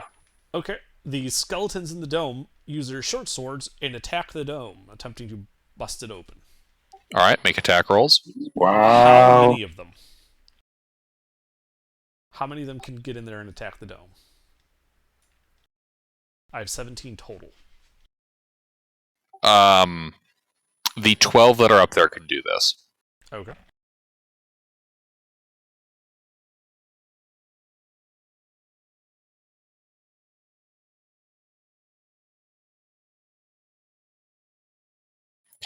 Alright. The blades... these short swords, right? Yes. Yeah, they lash out with their short swords against the dome. I have a question. How much connection do you have to your skeletons, like, in terms of info feedback? Not much. I can give orders as a bonus action. Alright. Yeah, the creature continues to follow it until the task is complete. Yeah, they lash out against this dome. Do me a favor and I guess roll damage because all those hit. Okay.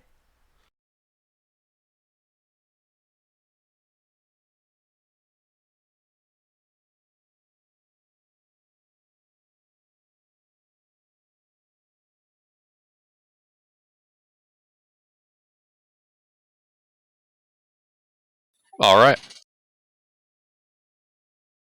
Anything else for recovery? Well, since I have a fly speed, I'll fly up to the bottom, underneath the floor with the hatch into the dome. Wait, you want to fly up into the dome, or you're just flying up to the hatch opening? I'm just flying up so that I am near the hatch into the dome, but I'm not in the dome itself. Okay, the hatch is 50 feet down from the dome. Kind of a No, I big I think he means the top opening, not the bottom opening. I'm very, very confused right now. So, going from the hologram room, it was 30 feet up to the Right. hatch. Yes. Went through that hatch. Correct. We're another ventilation shaft, 50 feet tall. Yep. Right. I flew up that Right. a long time ago. Correct. At the top of that is another hatch. There is no hatch at the top. It just opens up into this dome. Correct. Got it. Okay. Yeah, So I have line of sight on the dome. Correct. I cast Dispel Magic on the dome.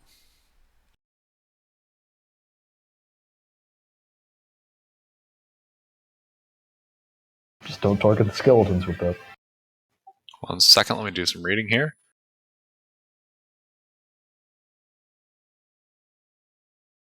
Dispel magic does not work. The spell slot is used. Fuck. And the skeletons were doing nothing to it? Who knows? You guys can't say. Well, I have like 30 feet of fly speed. I'll pop up there. Do I see how much damage they're doing to the dome? Yeah, they furiously attacked the shit out of it. That dome doesn't look harmed at all. Of course it is. Okay. I'll float myself back down a bit. Alright. And, well, I used my action for Dispel Magic, so I guess I'm done. Alright. Yeah, one of these blades is going to hover towards the dome. And it's going to pass through a section of it. How can it? It's full of skeletons. We're getting to that. Okay. And you see it begin to pass through part of the dome, arcing in a swing. It is targeting one of your skeletons. Okay. Does a 10 hit your skeleton? No.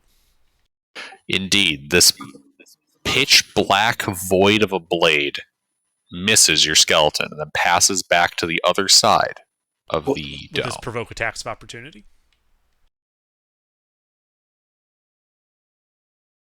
What are they I would opportunity say attacking? no. It's attacking through the dome. It didn't actually have to go fully onto the other side. Okay. Sorry, I probably could have narrated that better as it was swinging through it. Well, 'cause you said it passed through it. Yes, the blade physically passes through on the swing. Right. That's why I got confused. Okay. Right. Poor choice of words on my part. Alright, tank. You know there's some activity going on up there, but you don't really know what else is happening. Not much has been said.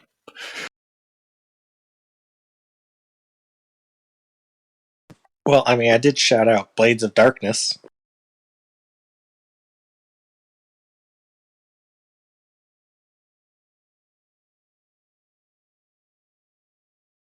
That is true, you did.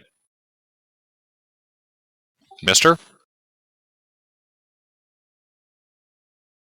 Mister? Tank dodges.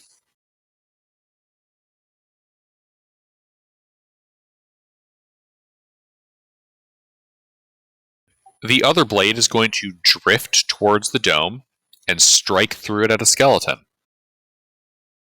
Does a 12 hit? No. Goddamn. Alright, Dragoon.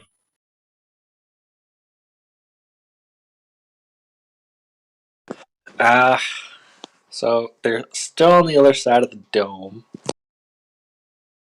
Dome's not taking damage. Is there any way? Is there any way I can get up there? There's a rope.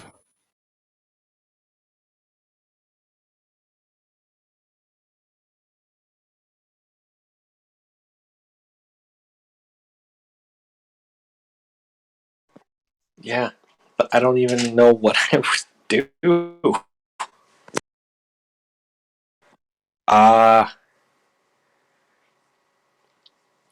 I guess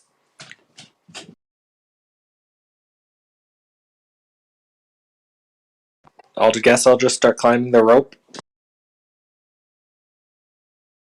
All right, you climb up 30 feet of rope. You have 50 feet to go. Hmm. I'll just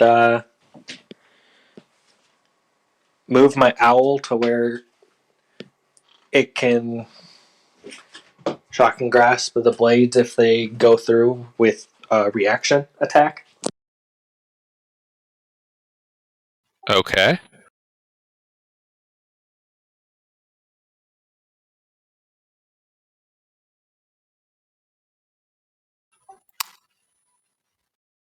All right. And action to hold for if the opportunity comes up to shock and grasp the darkness blade. Okay. That's it. Tuna. So I guess there's something going on up there, but I can't get up there. I mean, yeah. So I do nothing.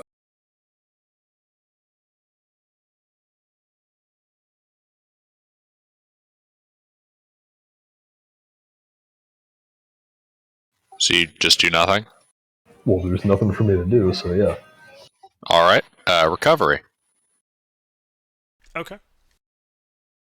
Well, first, the skeletons back off from the face of the domes, heading down the rope as necessary to make room, such All right. that the blades would have to come into the dome far enough for them to attack. All right. And go ahead. Okay. As they start to back off, two of them, the two blades are going to make an attack against two of the skeletons. Okay. They are within that range. What is that range? I would have seen it. 5 feet. Okay. That hits. Both? Yeah. Their armor class is 13. Can I get the reaction off while they're attacking? No, there is insufficient time between the blade passing through and striking and then leaving. Oh.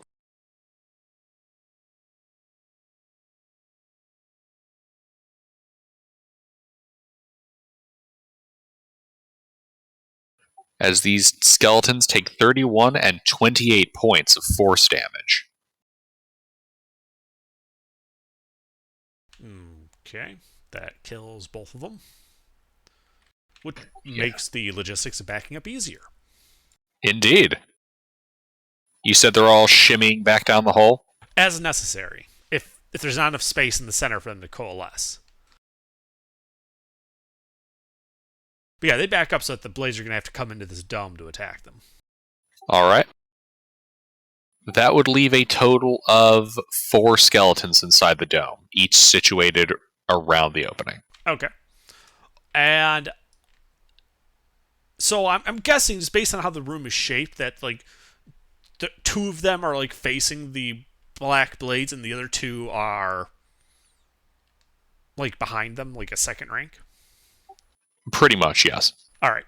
The ones in the front have short swords out with a ready to attack. The ones in the back have short bows out with a ready to attack. And they're going to attack the first blade that enters the dome.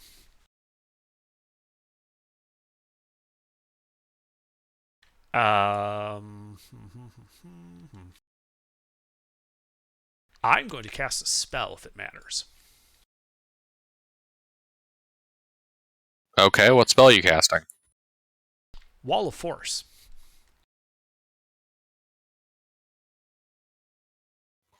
Interesting. Okay. So, 10 by 10 foot panels. Well, up to 10 by 10 foot panels. Basically, I'm making a step. How wide is this ventilation shaft? Let me ask that first before I use this spell. The ventilation shaft is 5 feet wide. Shit. Okay. Never mind. I thought it was wider. Can't use that plan. I can see through the dome, though, right? Yeah. It's kind of like looking through a slightly frosty, front windshield, but yeah. Yeah, you can see on the south wall is a green crystal set above the doorframe. Okay.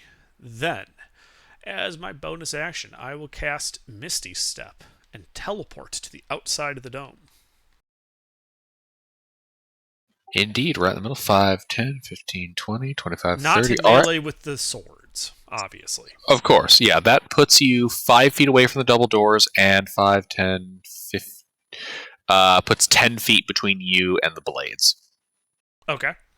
I still have my action, so I will use my action to drink my potion of resistance for force. Finally using that. Yes.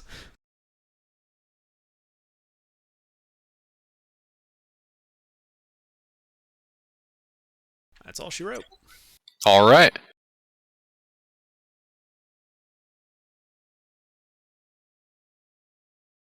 DM2. All right. Yes, this blade is going to drift towards you, Recovery, and make a swing. Uh-huh.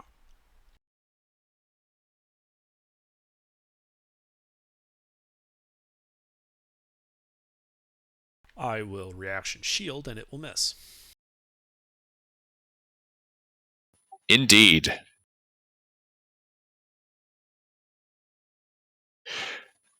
Tank. Um. Um. So is the room still filled with skeletons, or I wouldn't know that because I'm down at the bottom? The upper half of the rope is just a line of skeletons on the rope waiting for the top to clear so they can keep climbing. Yeah, it looks a little crowded up there.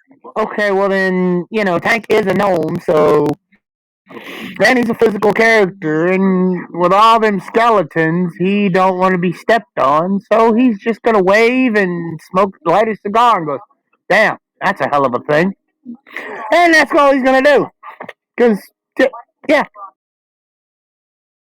he can't get up there, so, yeah. Kind of fucked up that the melee characters can't get into melee. I thought the dome was ice. I didn't realize it was some magic horse shit. Well, he did say it was ice.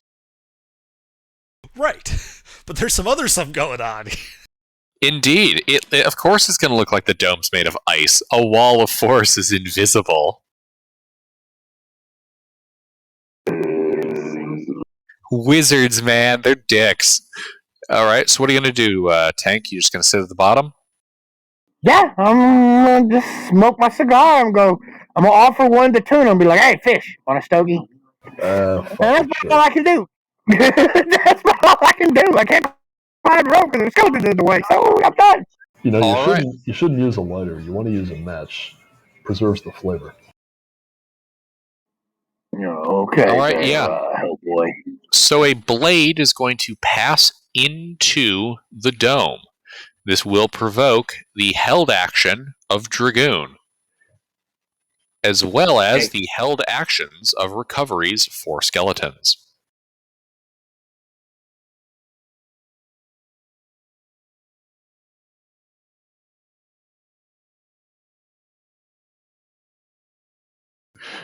Recovery, 1 hit. Dragoon, that hits. That is 9 piercing.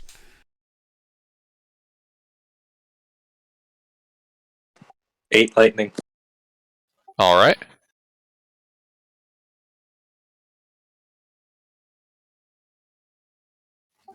Are your skeletons' bows or weapons magical? No. They do not work on the blade. God damn it.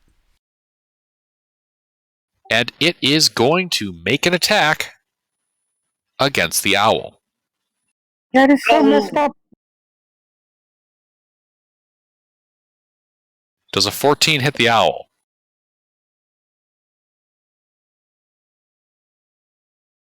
Yes! The owl takes 17 points of force damage, which I'm pretty sure kills it. The owl explodes 17 times over. And the explosion is Yay. consumed by this blade. Just gets pulled into the gaping void. No! Owlie! Dragoon! Your owl! It is dead!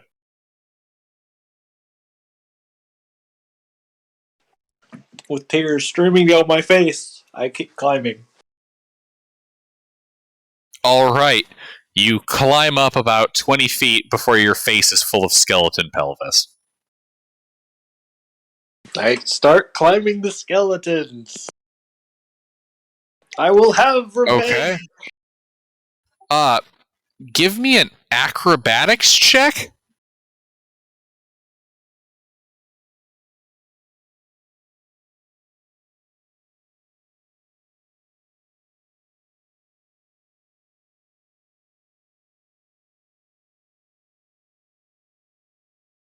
Alright, yeah, you're rather deftly able to get about 10 more feet up. My acrobatics are fueled by revenge. Indeed. Do I see anything yet? Just more skeleton butts. You still got a bit to go. Oh, right. I haven't dashed yet. I'll do that. Alright, give me another acrobatics check.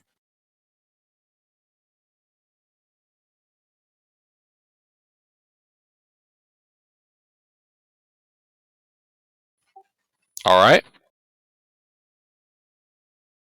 Yeah, that doesn't quite make it.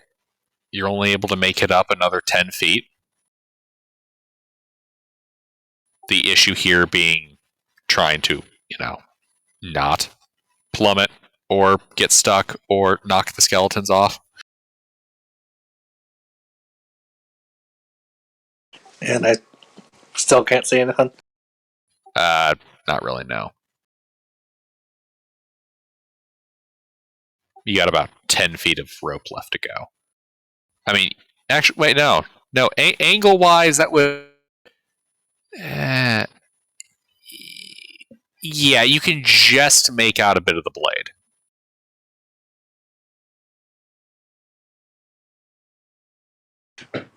I aim my arm and gas blast it.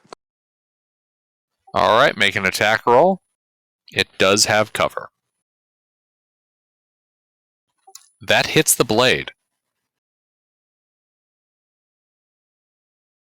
Yay! Vengeance!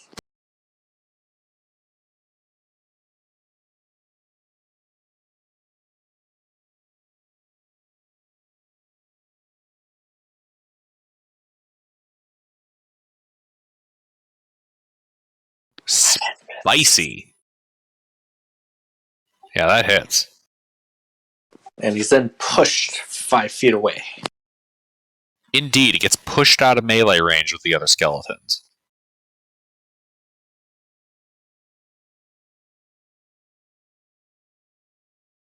With his vengeance complete, partially, Dragoon partially calms down Alright. and ends his turn. Tuna. Have the skeletons moved off of the rope yet? No, the skeletons are still on the rope. Then I'm still waiting. Alright. Recovery. Are both with that push? Did that put both blades out of the dome? No. One blade already came out of the dome to come at you. The other one got pushed up and out of melee range with your skeleton. It's kind of like at the edge of the dome, roughly, 10 feet up in the air. Yeah, it's worth a shot.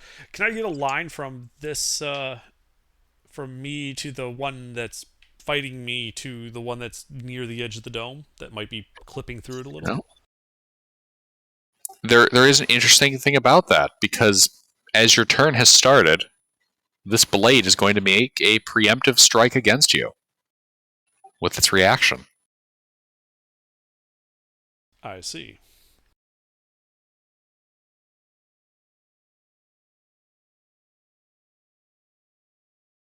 That's the opposite of fun.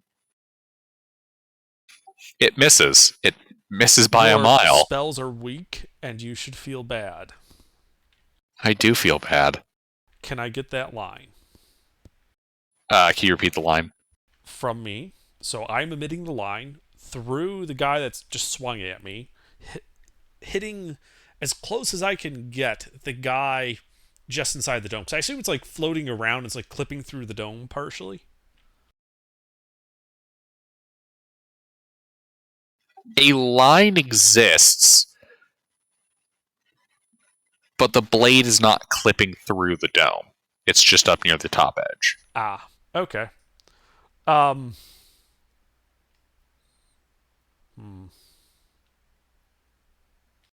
right, well, then I'll use that line anyway, just to remind you that I'm still here. Lightning Bolt, and the one in front of me is going to need a deck save. Because I have a Wand of Lightning. And it's fully charged.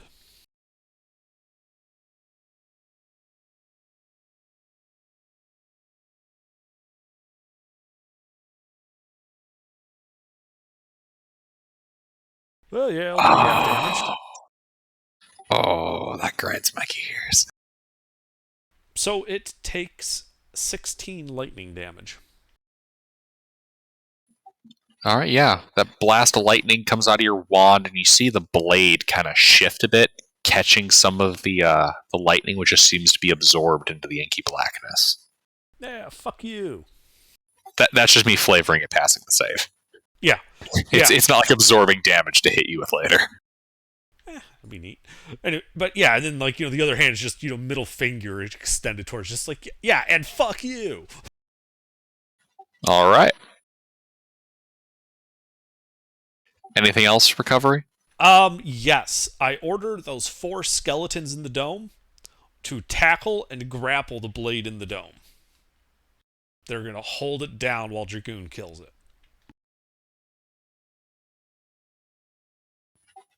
Uh-huh. It is... Okay. Yeah, so they start jumping... Yeah, they jump up trying to grab it out of the air.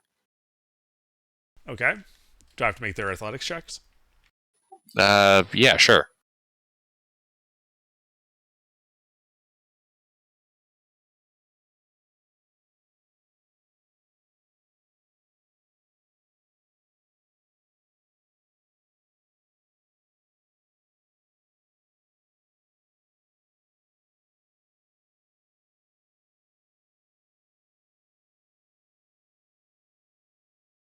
Well, hey, that second one grabbed it. So, yeah, the second one succeeds in grabbing the blade of, living... What is it? Yeah, it successfully managed to grab the living blade of disaster. Okay, they're expendable for a reason. Anyway, so yeah, they're just gonna hold it down then. Indeed. This guy's turn. Yep. Well, he's gonna try to bisect you. Yeah.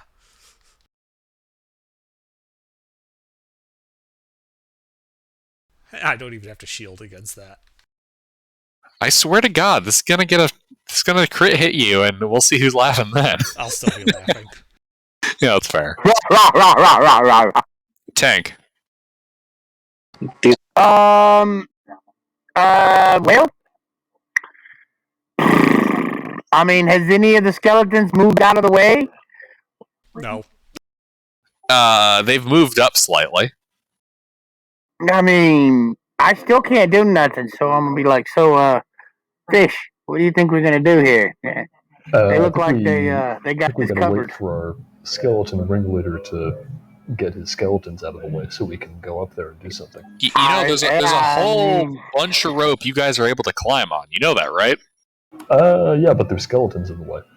I mean, we can't get all the way up there. We'll be just hanging on the rope. Yeah, I mean, how You would, just how hear would me the yell skeletons back going to down, get? I'm fucking trying, alright? How would the skeletons going to get back down if we I climb mean, up? seriously. So either we go up and just wait till they kill the things and just hang there and then climb back down, or we wait until they all climb up there and then we climb up.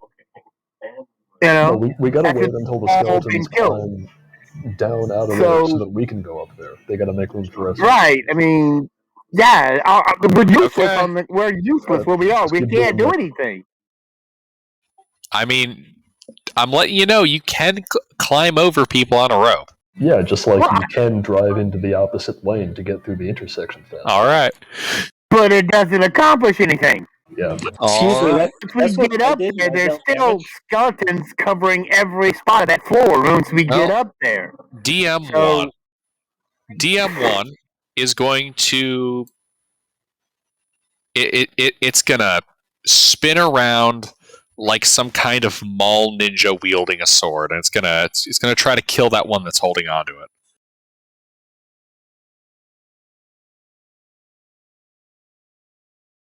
Yeah. Yeah. It's Indeed, succeeded. that skeleton is just consumed by the void. You just see its bones warp as they're pulled into the blade.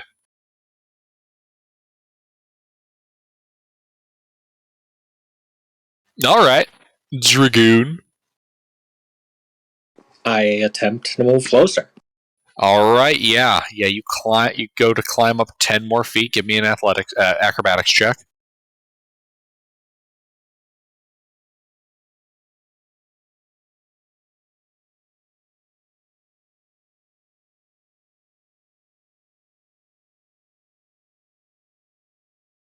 And I'll think I use my +5 on that one. All right, yeah. You're able to climb up and over the skeletons and into the dome. You are currently towards the outer edge of it. Do you have a particular edge you'd like to be out near? Uh, within 10 feet of the darkness. All right. You begin pulling yourself out of the hole.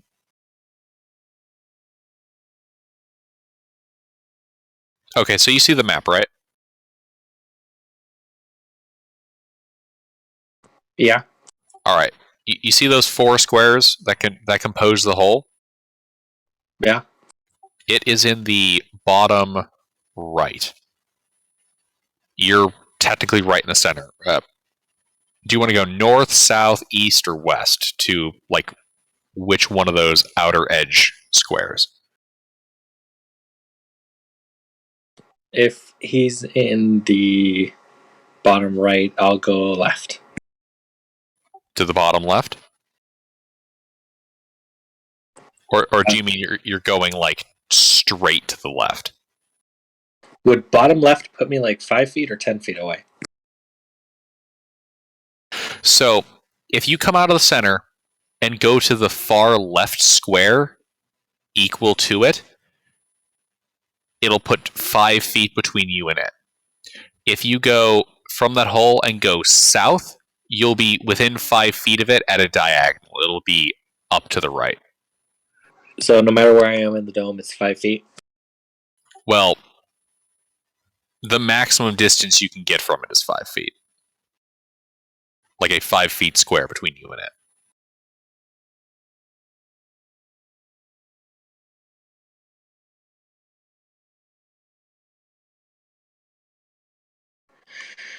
Well, then I can still see it if I'm in the hole, right? Yeah, it's floating near the ground, but yeah. Because I'd like to stop 10 feet away from it. All right, that would be where you started then at the beginning of your turn. Oh. Well, then I'm going to firebolt it and gas blast it. All right.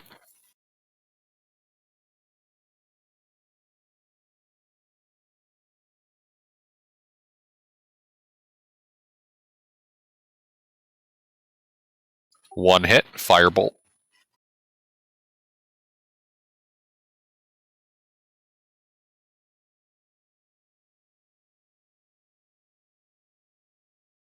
$16 damage.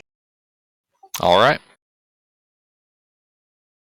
But yeah, to clarify, Dragoon, the reason I was asking that question, depending on where in that dome you chose to move, could provoke an attack of opportunity.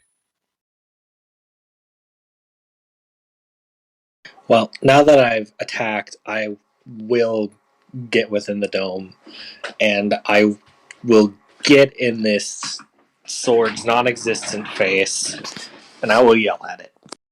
All right. Because I'm not concentrating on anything, so I don't need to worry about getting hit. All right. Tuna. Are the skeletons out of the way yet? Nope, they're still all over the top of the rope. What the hell are they doing up there? They're not trying to climb down? Are you yelling How many- up there to have them climb down? That's what I assumed you were doing. I don't know why it's taken so long. Well, I've been trying to clear the space above so they could climb up. Oh. Well, I guess I'll keep waiting then. Wait. Under, are you saying that the skeletons were trying to climb down? No, they're holding position. Oh, okay. Alright, well, if he needs us, he can just have them move off of the rope, so he must be fine up there. Recovery? Okay. You start within 5 feet of it. Yeah, I guess It's I do. going to take a swing at you. Uh-huh.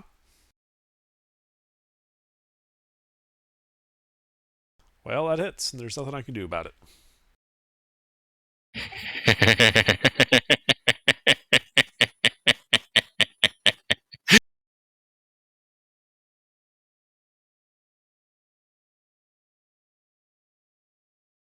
Hold on to your pants. 67 points of force damage. Does the mage fall to the earth? That doesn't even bloody me. Oh, wow. Also, it's not Yeah. very effective. Exactly. Potion of force resistance.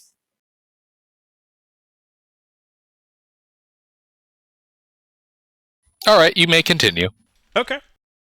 Did the other sword get pushed out of the dome by the gas blast, or no? No, the gas blast missed. Ah, okay. Well, I'll do another lightning bolt. All right, yeah. Dex save on its part.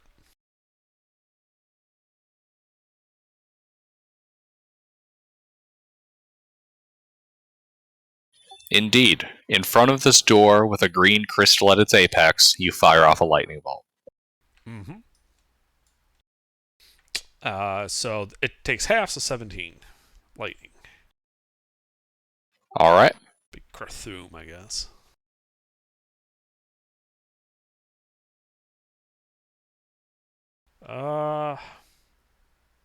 Grappling, it didn't work out so well. Fuck it. Uh,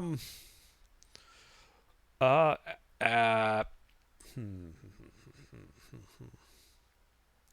Yeah, I just have the skeletons back off from the blade, leave it open for Dragoon. All right. One of them is going to take a swing at it. The blade is going to take a swing at one of the skeletons, I should say. Okay. Actually, you know what? No, it's not. It's not. Interesting. Okay. Anything else? Oh, how much backing off are your skeletons doing? Just the other side of the dome. Just leaving space for stuff. Okay. I've only got a bonus action left. I don't think there's anything I can do with it that would help. Yeah, there's nothing. Okay, I'm done. Okay. DM2 is going to attempt to kill you. I mean, it's not very good at it, but it could certainly try.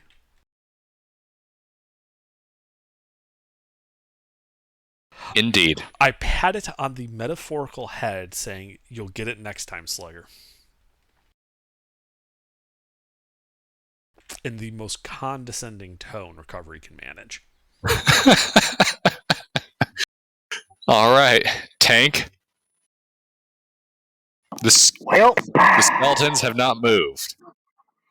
then Tank cannot move. I mean, I can climb up there, but what good could I do if I climb up there? There is open space in the dome. Yeah, There's not open space in the shaft, though. you can climb I mean- over people. Oh, I can climb I over did. people? Yes! Oh, that's a new okay. fucking idea. I wish I knew All that. right, well already. then I'm gonna start climbing. It's I been suppose. happening for like 3 turns now. When the hell did that Yeah, but happen? we can't do nothing Every once we get time up there. How did you think climbed. Dragoon got up there? Can he fly? But what can we No, do once we get up there? we literally narrated as he climbs over the skeletons. Again, question: what can we do when we get up there but be in the way? I don't know. What does your character do when people are in melee with it? He fights, but apparently this needs magic, and he has no magical weapons.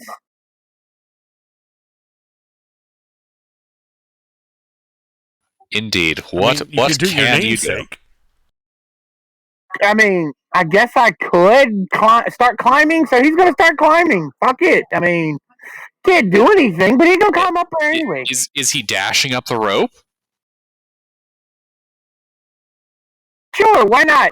All right. Yeah, he climbs 60 feet up that rope. He's at the base of the skeletons. The top of the rope is 30 feet away. He can see bits of combat. He climbs 70 feet. His Oh. movement speed is 35. Oh, it's 35. He climbs 70 feet, climbing over 2 skeletons. It would be more than that, but his barbarian level only gives him a couple, and he's a gnome, so he started with 25. All right. Anything else, Tank? No, guess that's it. I don't know what I can do, but I'm.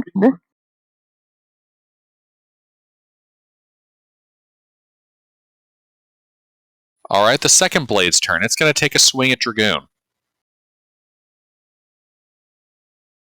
And misses. Yeah, it's going to need to roll a nat 20 to hit me. Dragoon, it's your turn. So, I can just And it's blast going to try to hit you. At the start of your turn. No. Just don't try. Just give up. No. No, I'm telling that to the blade. Oh. The artificer and the wizard are just bullying these magic blades. Indeed. What are you doing, Dragoon? So, I mean, there's no skeletons behind the blade, so I can just blast it with fire. This is correct. So it's going to need 2 dex saving throws.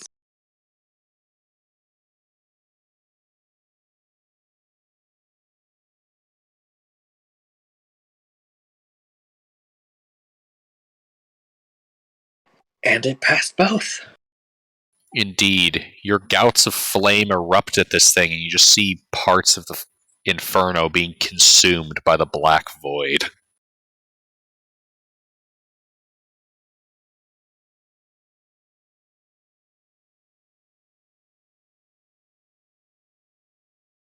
So half of 13, half of 15.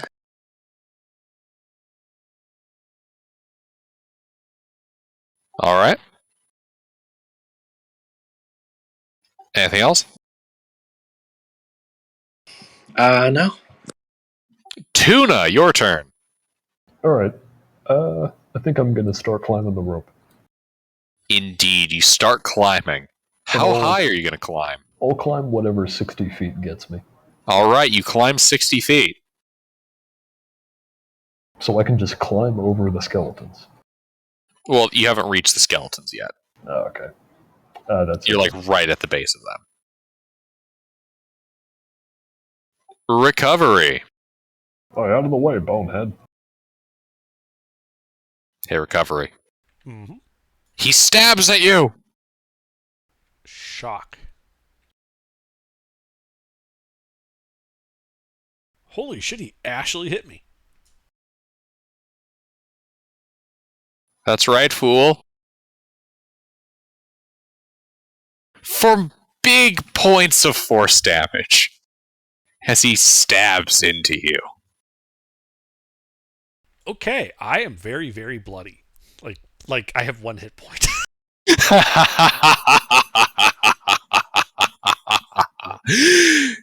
Indeed, you're very bloody in front of this double door with a green gem set at the apex of it.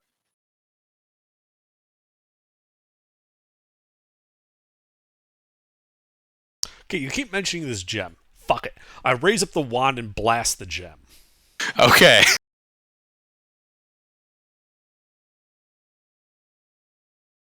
Does it make a deck save? No, it auto fails. It's set into the area. Right, well, it takes 32 lightning damage then. Indeed.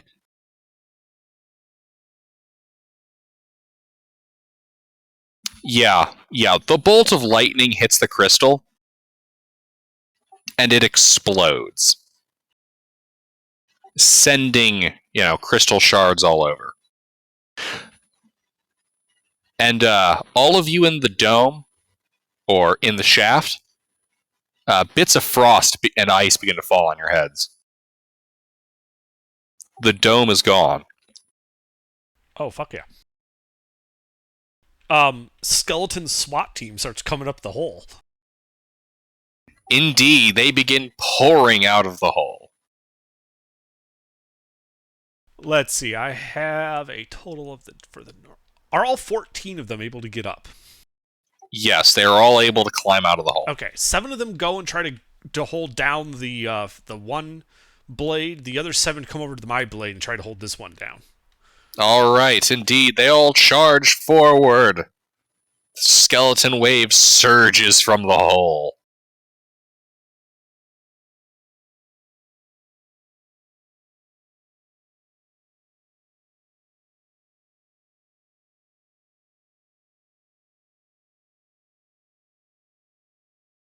All right, the first one gets grappled. Yep. It took 6 of them, but it grappled. And the one that was fighting you really gets grappled. Actually, wait, hold on. Let's see. The first Yeah, one it gets grappled. Yeah, it gets grappled by a couple. By 2, yeah. Alright, well, I'm going to use my fly speed and get like 30 feet away from both blades, because I got 1 hit point. All right. And it already used its reaction, so it can't attack you. Oh, good. I was hoping that used a reaction to do that at the beginning, and that's why you didn't do it before. Against the thing with Dragon. Alright, well, that's it for me. All right, this guy's turn. So I'm only 30 feet away from him, though, because that's my fly speed. Indeed. He's going to spin around and attempt to murder one of your skeletons. I assume it's the one trying to grapple him? Precisely. This is the one by use, the one that's been grappled by 2 guys. Yep.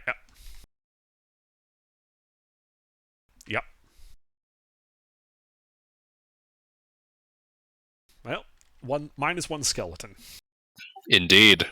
13 remain. God. Tank. Alright, can I get to the top? Yeah, you climb out onto the top. Can I see the door with the gem in it that they're trying to get open? No, you see a door and a bit of gem dust, which has been The door destroyed. still sealed? Is the door still sealed? Yes, it is. Well, I'm gonna head towards the door. And as I head towards this door, I'm gonna go swole. All right, you start And running notice the towards the gnome door. begin to grow. Indeed, you do begin to grow, and as you run past this blade of disaster, it takes a swing at you. Okay.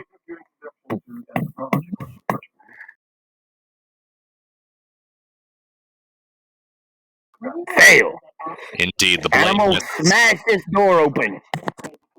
What's your movement speed? 35 feet. All right, you are currently 15 feet from the door when you run out of movement speed. Oh well, okay. What can I? How close am I to that blade? There is a distance of about 5 feet between you and it. Hmm. Can I reach down and grab it? What's your reach? I mean, if I can't reach the door in this turn, I'm gonna stop at the blade when it took a swipe at me and try to grab it. Oh, okay, the previous one. All right, Yeah, yeah. the one that just tried to take us. If I can't make it all the way to the door, then I'm gonna grab the blade to try to take a swing at me. Okay, yeah. In that case, you get to keep 10 movement because, yeah. Okay. All right. So you go to What grab do it. I roll? Yeah, grab it. Well, yeah. Give me a strength athletics check.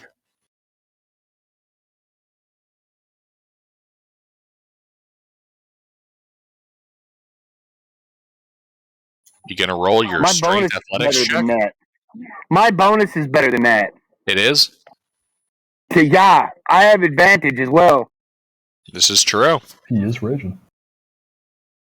No, I'm not raging. I went giant form. Oh, I am not He raging. did. Oh, that's a different thing. Okay. Isn't a Wait. giant gnome just medium? Yeah. Yeah. But I still get all the advantages. I mean, giant So- isn't a size, so he is a giant gnome.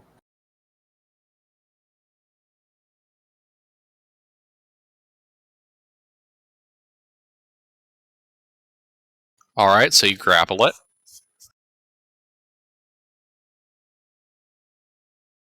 I don't know why I rolled that twice. I have no idea. I'm curious why you have advantage. Because you get advantage on strength saves and checks when you go swole Well, for being a right. rune knight, Oh, which okay. means I have advantage. So I'm confused why you rolled then. If you have a modifier that matches, in that case it auto fails, so you grab it with the first grab. I don't know. I don't know. I just wanted to roll just to be rolling, I guess. I don't know. I ain't done something. Okay, so yeah. what are you doing with your second thing? Okay, well, since I've got the sword, I'm just gonna stab it into the ground, just ram it through the floor if I can. Is it a solid blade or is it spectral or what It's is magic. It is a magical blade of you know, a sphere of annihilation. it? It's that except a sword. It's a sword shaped sphere of annihilation. Oh. And you just grabbed it. Well, what? What can I do? Okay, you know what? I'm gonna use it to hit the. Can't do that. What can I do with? What can Restrain I it to give do? everyone else advantage at shooting it. Yeah, yeah, that's what I can do. Yeah, since I've got it held already. Wait, how is he going to do that? Well, he has 2 attacks, I right? got it held. Yeah, but he's Yeah. not a. He didn't take the grappler feat, did he? No, I didn't take the grapple. Well, as a second attack, though. Well, restraining as a. But I can attempt to grapple anyway because of my unarmed strike ability. Yeah, he can grapple it. He can't restrain it, though. You need the feat for that. Oh, you do? Shit. Yeah. You're right. Only from the grappler Yeah. feat. I wish that were a universal. I can just ability, hold but it. it's I not. can just hold it. Seriously, that's the thing I'm I'm gonna working hold on it. for the next campaign. I'm gonna hold it to the floor so it cannot do anything. I mean, you can. Okay, you grapple it. Yeah. Yeah, I'm just gonna turn. You know how you stab a sword into the ground? That's what I'm gonna do. This thing. Try to stab it into the ground for my second attack. My second action. Can I do that, or will it go through the floor? Okay, so yeah, you grapple it, and that's flavored as you stabbing it into the ground. Okay. Okay. And I think that's all I can do. I mean, I could do more, but I don't have anything. How can I knock it prone? Unless it's immune to prone. I mean, it's a flying sword. I would assume that prone won't work on it. You would think, Oh. right? I mean, you can knock a snake prone, so. Okay, guys, so I made an oopsie. And so I'm going to allow Mister to change his decision here because I missed this with its long list. It is immune to grappled and restrained. Oh, god damn it. Oh, okay. Yeah, I figured All so. right. Well, fuck. That was a mistake on my part. I missed it in its long list. Oh, wait. Oh, shit. What? Well, then you said the other ones are all the skeletons are holding down the other one. Then No, I they're mean, not. what the They'll hell? just fly through them and stab me. That's why I said it was shit. I I'm mean, just going to completely ignore the this skeletons. is this is we have no way to hurt this thing. I knew Yeah, I shouldn't we have can came hurt up here. I can't hurt it. That sounds like a you Call it problem. mean names. Hurt its feelings. I am a. Okay, you know what? I'm gonna action surge and rage. Okay. So now I'm swole and raged. Okay, so and then I'm gonna continue towards the door. Fuck it.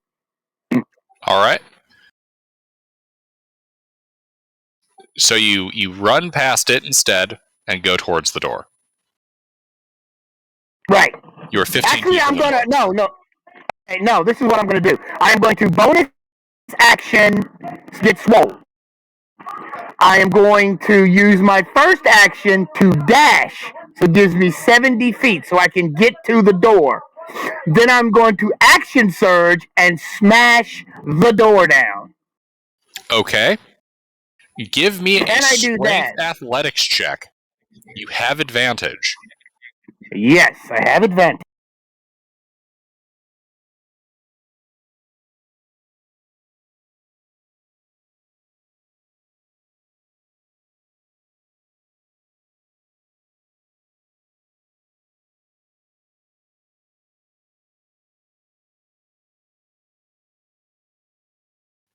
So I Yeah. just smashed through that Yeah. door. You just like what? Are you shoulder tackling it? You kicking it? How you smashing it open?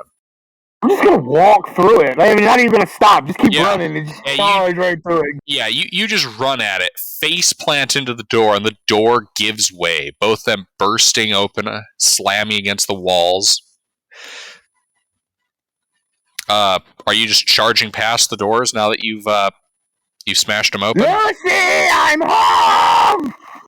Are you using the rest of your movement speed to run through? No, I'm just gonna once the doors fall over, I'm just gonna walk in and see what do I see. Move in and what do I see? All right, yeah. You move into the doorframe a little bit, and you can see a 15. Well, as you kind of step in, enter this 15-foot hallway. Looks like it opens up into a big foyer with a lot of doors. And I need a Ding dong. save from you. For what? Yes. Oh, god damn it. The door was actually trapped. This door was trapped. I need a where the fuck a Constitution saving throw from you. Try not to fuck this up. Okay. I'm gonna sound like a dick, but I'm kind of praying.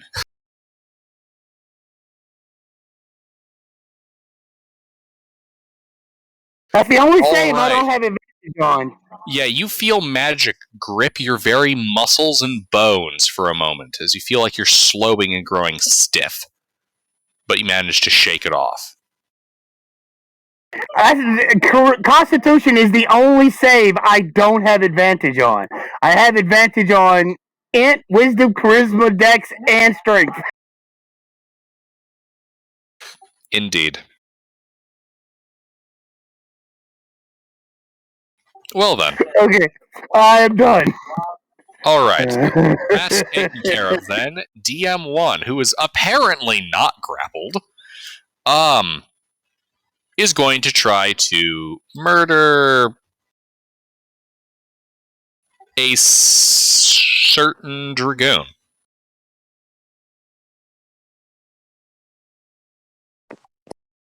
And he fails. He fails to murder Dragoon. Dragoon! It's your turn! And he tries to murder you! Y'all need to do something with these things. I can't hurt them. I got nothing. And he Nothing. fails! I'm not even dodging. I'm just giving them a disappointed look. Yeah, it's doing like fancy like rapier flourishes, and it like stabs out at you and just completely misses your head. Yeah, it's doing all this fancy sword wars. We're just pulling out a revolver and shooting it in the face. Alright, what are you doing, Dragoon? What are you doing? Can I still flamethrower it without hitting allies? I will assume Underdark deployed his guys in a manner that wasn't going to put them in the line of fire. Yeah.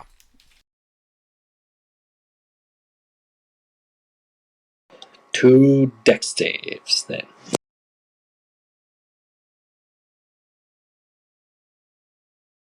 Oh, and can I get both of them now? No. There's still too much distance. Well, first fail, second pass. Yeah, there's like 20 feet between the two of them.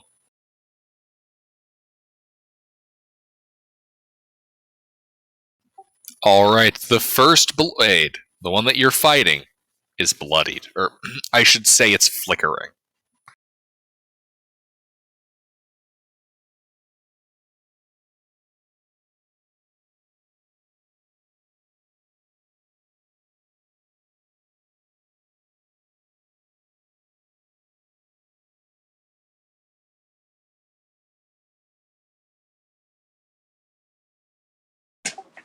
I just look at it disappointedly and just tell it, just give up.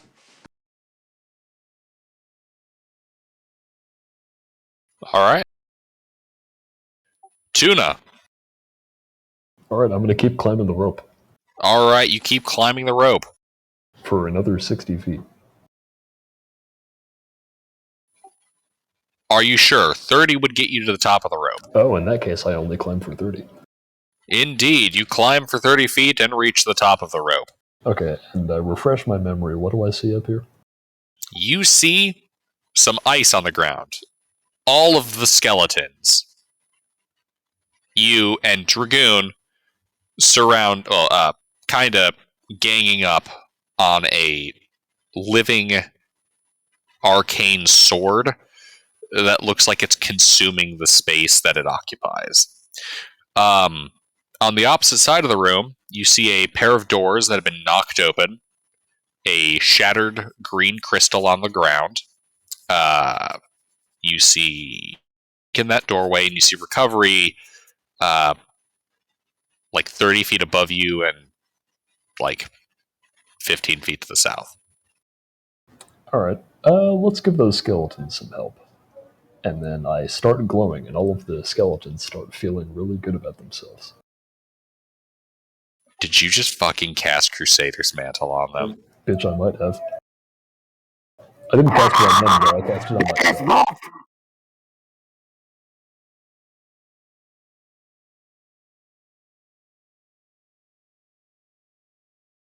Alright, happy hunting. Oh, hell yes. That's my action. That's it. All right. Underdark ruling question: does Crusader's Mantle make weapons magical? It doesn't make It doesn't them make them magical. It magical. just makes them deal extra damage. But it does give them magical D4s. It does give them a D4 that Yep. that would be radiant, so that would be a magical. Oh yeah, yeah. I know the radiant applies. I wasn't sure if the rest of their damage It's applies. basically allowing them to deal their normal amount of damage. Yeah. All right, Yeah, this is so the awesome. skeletons are all going to back off to the edge of the room because they Indeed. don't want to be melee with this guy. And then they are all going to shoot the one I've been lightning bolting. Nope, scratch that. They're going to shoot the one that's flickering. All right. Keep in mind, they have to be within 30 feet of me to get that bonus. Okay. The room ain't more than 30 for you, is it? Oh, yeah, well, that would help them. Yeah. Okay. Basically, they shuffle around a little bit to be an optimal firing. Well, also to clear the space around the blades so that people using AoEs aren't going to hit them. Right.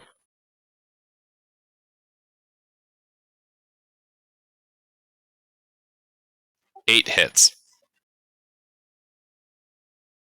Well, that's 21 radiant damage. I don't suppose that's extra effective. No. Pushing my luck. You've already But turned. it is effective. They do take damage. And with my character's personal fly speed, can I get both blades in a 5-foot wide line? Yes. Wand of lightning bolts. It will put 2 skeletons in a blast range, though. Okay. I know they're expendable. I wanted to make sure that you knew that you were hitting them. That's fine. Are the skeletons out of movement speed or something? Yeah, they all backed off.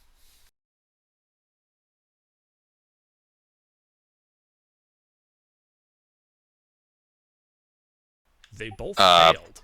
Slight failure on my part with typing. Yeah.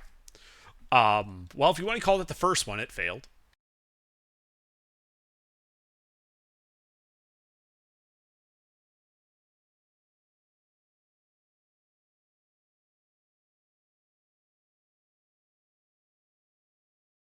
That passes. Ooh. Well, the one that passed only took 9 lightning damage. Shit, even the skeleton that failed isn't killed by that. Alright. Yeah, the flickering blade looks like it's barely hanging on to existence. Yeah. Like, it is disappearing for, like, moments at a time. Yeah, that's it for me. Alright. The blade's turn. Yep. He kills a skeleton. Really? Well, I'm assuming he's gonna hit, but yeah, I'm still gonna roll. No, because they all backed off from him. He's coming for a skeleton and not me. Or me. You know what? Yeah, I'm just surprised. no, fuck you, yeah. This guy is going... Actually, you know what? The closest target is Mister. Bring it, bitch! Really? The guy who ran through the door is closer? Bring it, bitch! By like 5... You know what? Bring it, bitch! Let's see. Who is this gonna kill? It ain't gonna hurt me. Bring it, bitch!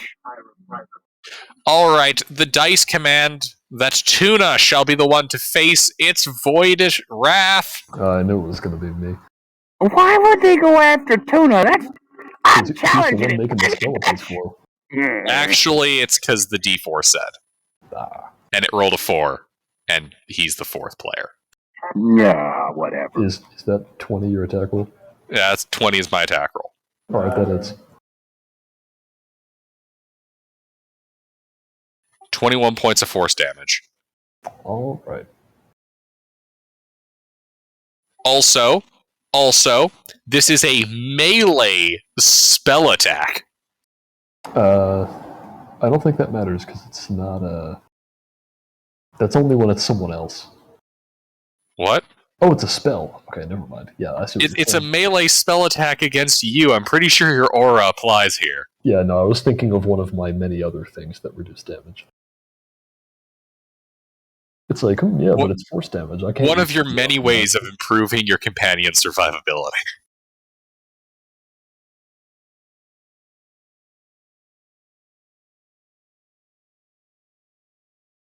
So that's like 11 damage. It's only 10 because you round down. 10 damage. And so because of my 10 HP, I don't even take damage from that, so I don't have to make a concentration save. Wait, Wonder, is that actually how that works? No, you still have to make the concentration save. Yeah. Really? Temp HP shield, it's still damage that you got dealt. Fine. You still got hit. Alright, we're okay. Even if you use like one of the monk's abilities to reduce the damage from a hit to 0, if the hit still occurred, you'd still have to make the concentration check. Well, I'll have to keep that in mind then with how I've been ruling certain things. A tank. Question. Would his aura of battle work on me as well? It works on any of my allies as long as. Alright, that means I can do a D4 damage. Hold on. 5, 10, 15, 20, 25. Not at the moment. You're currently outside of the aura. But if I walk back into it to attack the sword that's flickering, Yes. it would work, right? That's correct. But You're only going to be the doing a problem D4. is, it only do a D4 radiant damage. It Yeah. wouldn't take how much other damage I What are do, you right? using to deal damage that's not magic? My hands. Oh, yeah, that'd do it. I mean, he does 2d6 plus 5 every hit. So,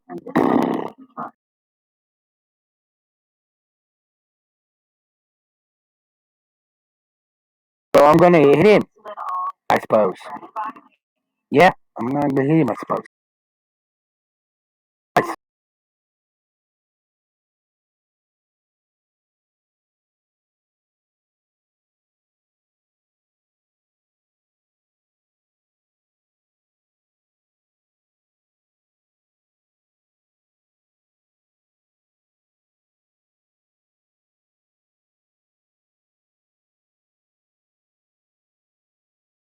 Error. Please swing again. I just looked it up. Actually, I was wrong. It's anytime you take damage, not on a hit. So if you do reduce the damage to 0, not like through temperature, people like if you actually reduce the attack's damage to 0, you don't need a concentration check. Yeah, so I didn't hit, did I? By like heavy armor masters. One hit. Right. Oh, one hit, cool.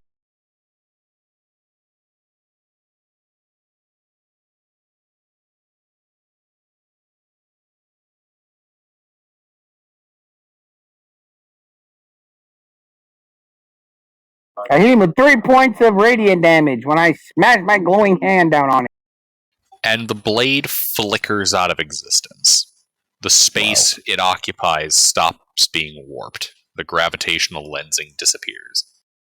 Oh. Now, Tank killing this thing and he'll get a swole head. He's going to look at everybody else. Y'all been up here this long and it's all it took? One punch from me? Then y'all suck. I'm done. Indeed. Dragoon. I get the other one in a flamethrower. Okay. So a flamethrower and then scorching ray. Ooh, lots of fire damage.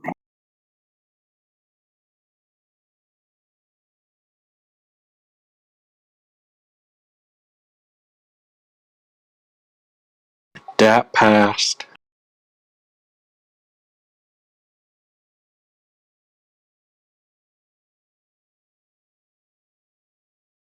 Ooh, that was nice. Fireball damage. 66. Hit. Oh, that was nice. Indeed, you strike the blade with bolts of flame, or I should say, scorching rays.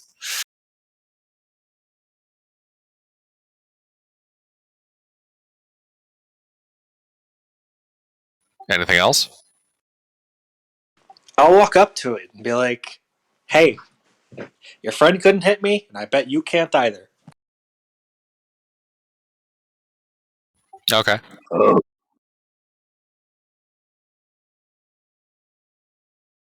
Tuna? There's just the one blade left. Correct, the one that's in melee with you. Alright. Let's see here. And at the start of your turn, it preemptively strikes you. Ah.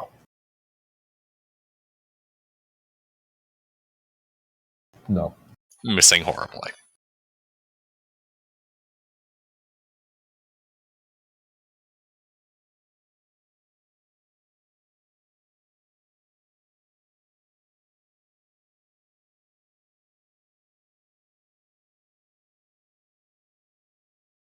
Does the 18 hit? They both hit. Alright. Yeah, you'd think for what this thing is, it'd have a higher armor class. Nah, its AC is 14. I mean, it's just a sword. What's it gonna do? Block me? Actually, that's a funny thing about it. What, it can parry? No.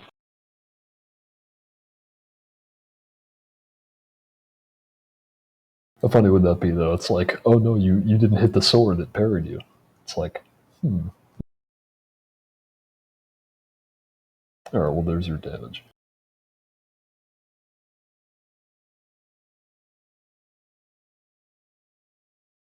It's just funny because a flying sword has an armor class of 19. This has lower AC than a flying sword. I know, right? I guess they wanted to make it balanced. I don't know how much. Because it deals disgusting damage, yeah. Oh, yeah, probably. And also it's immune to non-magic. Yeah, Yep. and that. Yeah, okay, yeah, that's a good solid hit. It flickers. That'll be it. Alright. Recovery. Your move. Before you ask if you try to lightning bolt it, you're gonna blast, like, at least 2 allies. Your move! Okay, well, the skeletons are going to just mass fire on this thing. Alright.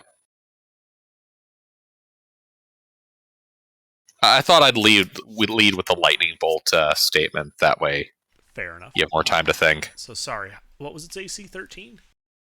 14. I count 1 hit, 2 hit, 3 hit, 4 hit, 5 hit. Well, that's 15 radiant. It begins to flicker more.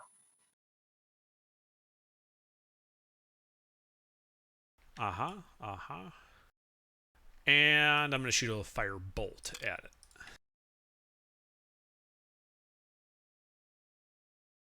Hit. For 13 fire.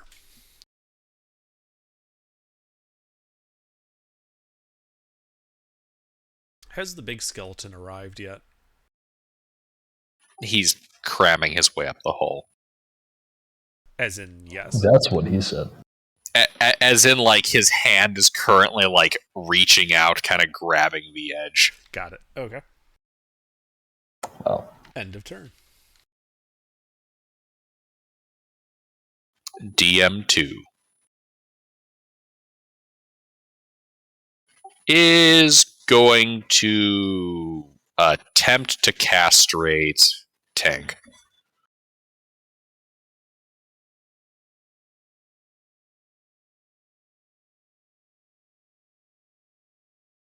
Oh, wow. Tank, I hope you weren't attached to your genitals. I'm pretty sure they were attached to him. I mean, yeah, but Focus it on doesn't the matter. assets You can there. hit me. Bring it on, boss. What you got? What you got? 79 points of force damage. Okay, so that's 35. Why is that 35? Totem Barbarian. Ah! Totem of the Bear. If he ran in, I'd like to reduce that as well. I did run in. Did. Is he close So what are you enough going to to reduce it by? Okay, that's right. You're Totem Barbarian and Rune Knight. Yes, all the nasty stuff. That's why he has advantage on damn near everything, except Constitution, which is my highest Is stat. this a spell that it's doing? It is a spell attack. I guess that doesn't stack with resistance anyway, so it doesn't Precisely. really matter for him. Oh, okay. So I only But take what anybody I within can my reduce it aura by. already All has right. resistance to this. So that's 35. Yep.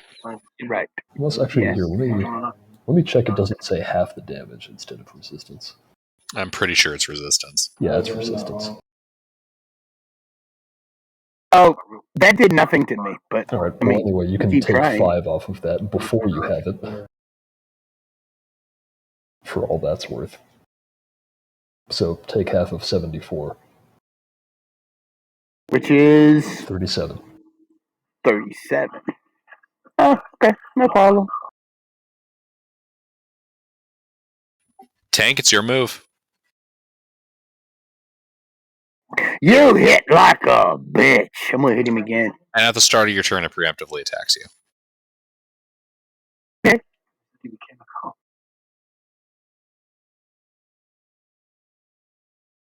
That misses. As a reaction, I needed to make a wisdom save. Is it immune to charm, first of all?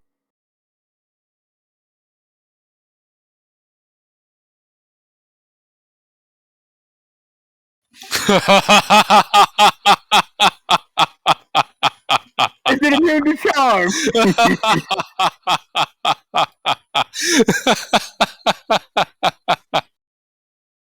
You know what I'm doing, right? Does that pass?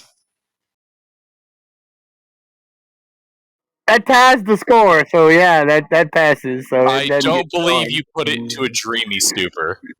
I don't believe I did it either. But what I was doing is I have to tell the party, so I used my I activated my storm rune.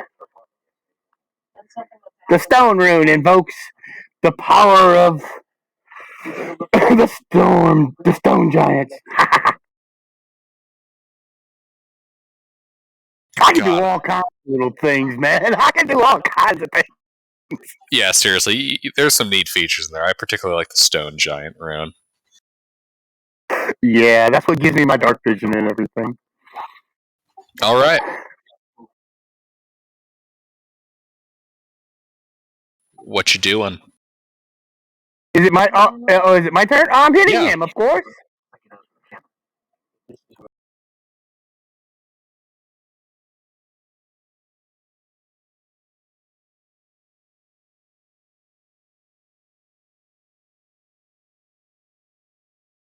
Two hits.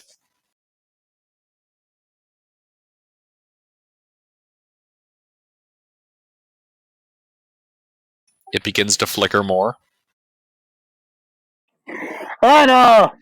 I'm going to insult it as a bonus action, but I already did that, so I don't think I have anything else as a bonus action. Let's see. Ah, damn it! I forgot I can be giving myself advantage on my attacks. Some of them a bitch. Because I have reckless. Damn. I'm done. Okay. Dragoon. I'll start with flamethrower. Don't forget your +4 if that's an attack. But To does your damage. flamethrower count as a weapon attack? It doesn't have to be a weapon. I don't Any believe. attack. Let me Any double attack. check that. No, it says it has to be a weapon attack. Yeah, it hits the weapon Yeah. attack. Oh, never mind then. I mean, technically, I'm using it as a No. weapon, flamethrower. No, that's not how that works. So, deck save. Kill it. Kill it with fire.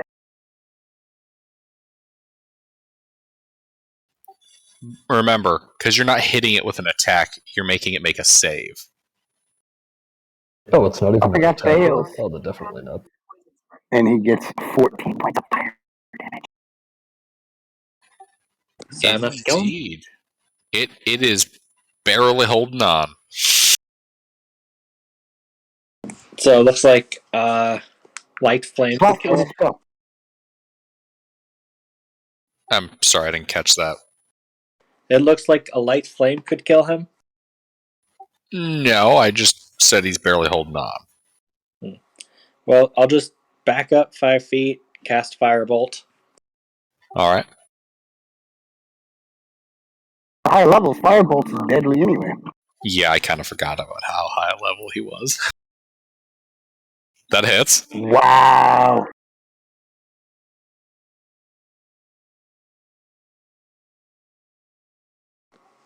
Well, Yep. Indeed, the firebolt hits the blade. It consumes the bolt of fire as the blade collapses inward on itself. You guys are out of initiative. Oh, finally. Tank's gonna pull out a stogie. Oh, that was fun.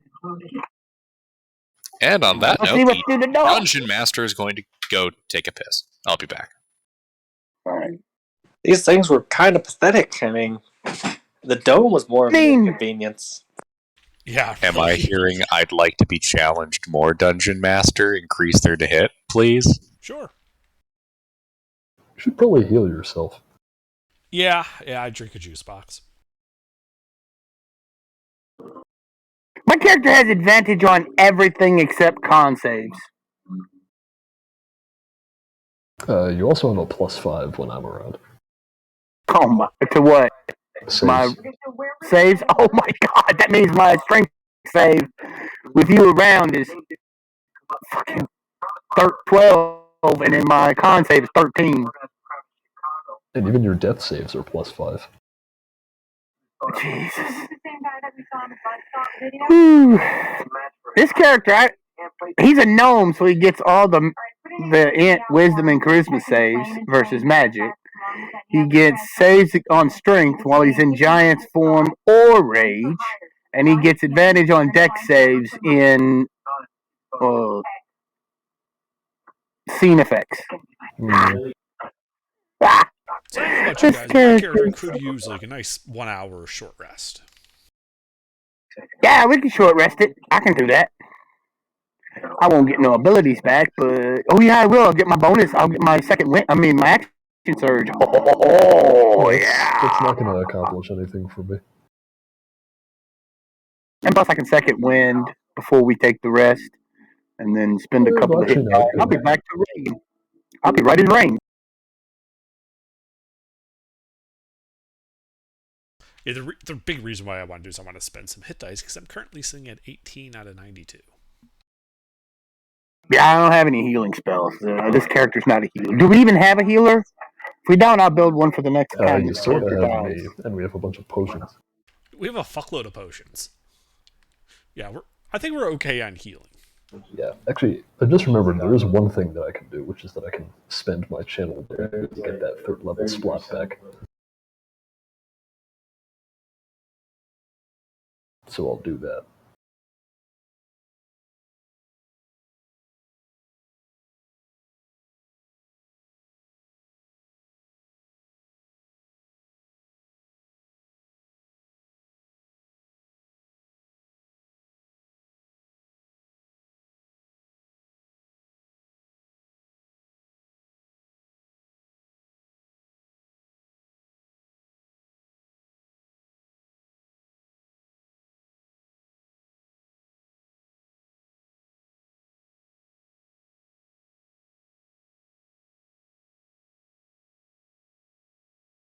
All right, I'm back.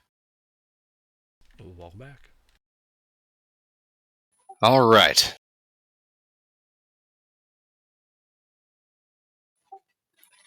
The Living Blades disaster dispelled, the Wall of Force collapsed, the gem destroyed, and the double doors laid breached before you. And all with Tank's balls intact. So I think we're going to sit here for an hour and take a short rest. Yeah, we All could right. do some recovery right now. I'm in recovery mode. Yeah, something to the tune of an hour.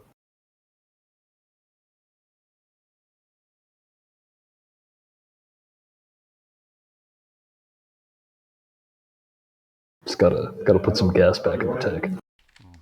Anything happen while we're on short rest? Yes.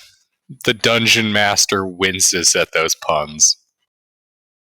God damn it, Tuna. Seriously, that was pretty good, Pete. Like that was good. All right. Yeah. All right, yeah. So, you guys squat down for a short rest.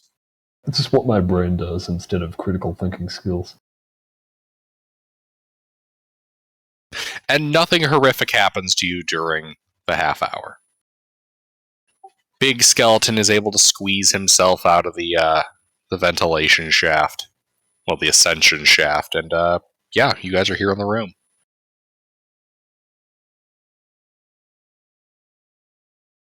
Alright. And before that rest, I would have used a channel divinity to get a 3rd level spell slot back. Yeah, I'm gonna use before the rest starts. I'm gonna use a second wind to get a D12 plus 4. All right. Oh, hey, I can make a meal. And what does that do?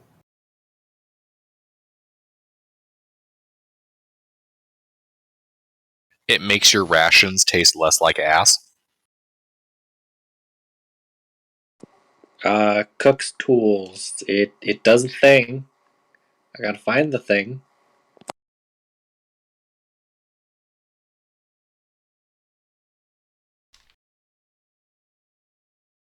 Alright, I'm good. 1 extra hit point per hit die spent during a short rest. Okay. I'm at full, so it doesn't matter. I didn't actually lose any hit points during that fight. Yeah, I'm no longer bloodied. Well, I mean, I can make recovery a sandwich or something. 1 hit point for every hit die you spent. Right, I spent 5, so. I got a question. Can you use a bonus action ability during an action, or do you have to use it on a bonus action? Yes, bonus action skills require bonus actions. Because both my swole and my rage activate on bonus action. Correct. You'd have to use 2 different turns to use those. Damn. Yeah, the big thing with Rune Knight is that you basically would have to either do it before combat or you're spending a bonus action each turn getting your stuff up. Well, that's fine. That's fine. It doesn't matter. That'll work. Either way.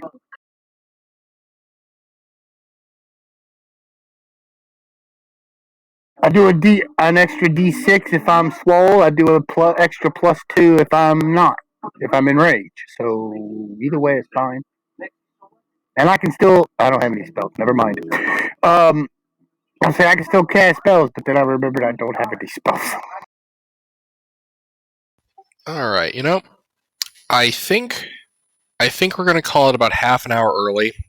My eyes are starting to get that sick allergy bulginess to it that makes it hard to read. All right. Oh, that's fine. Do we gain a level?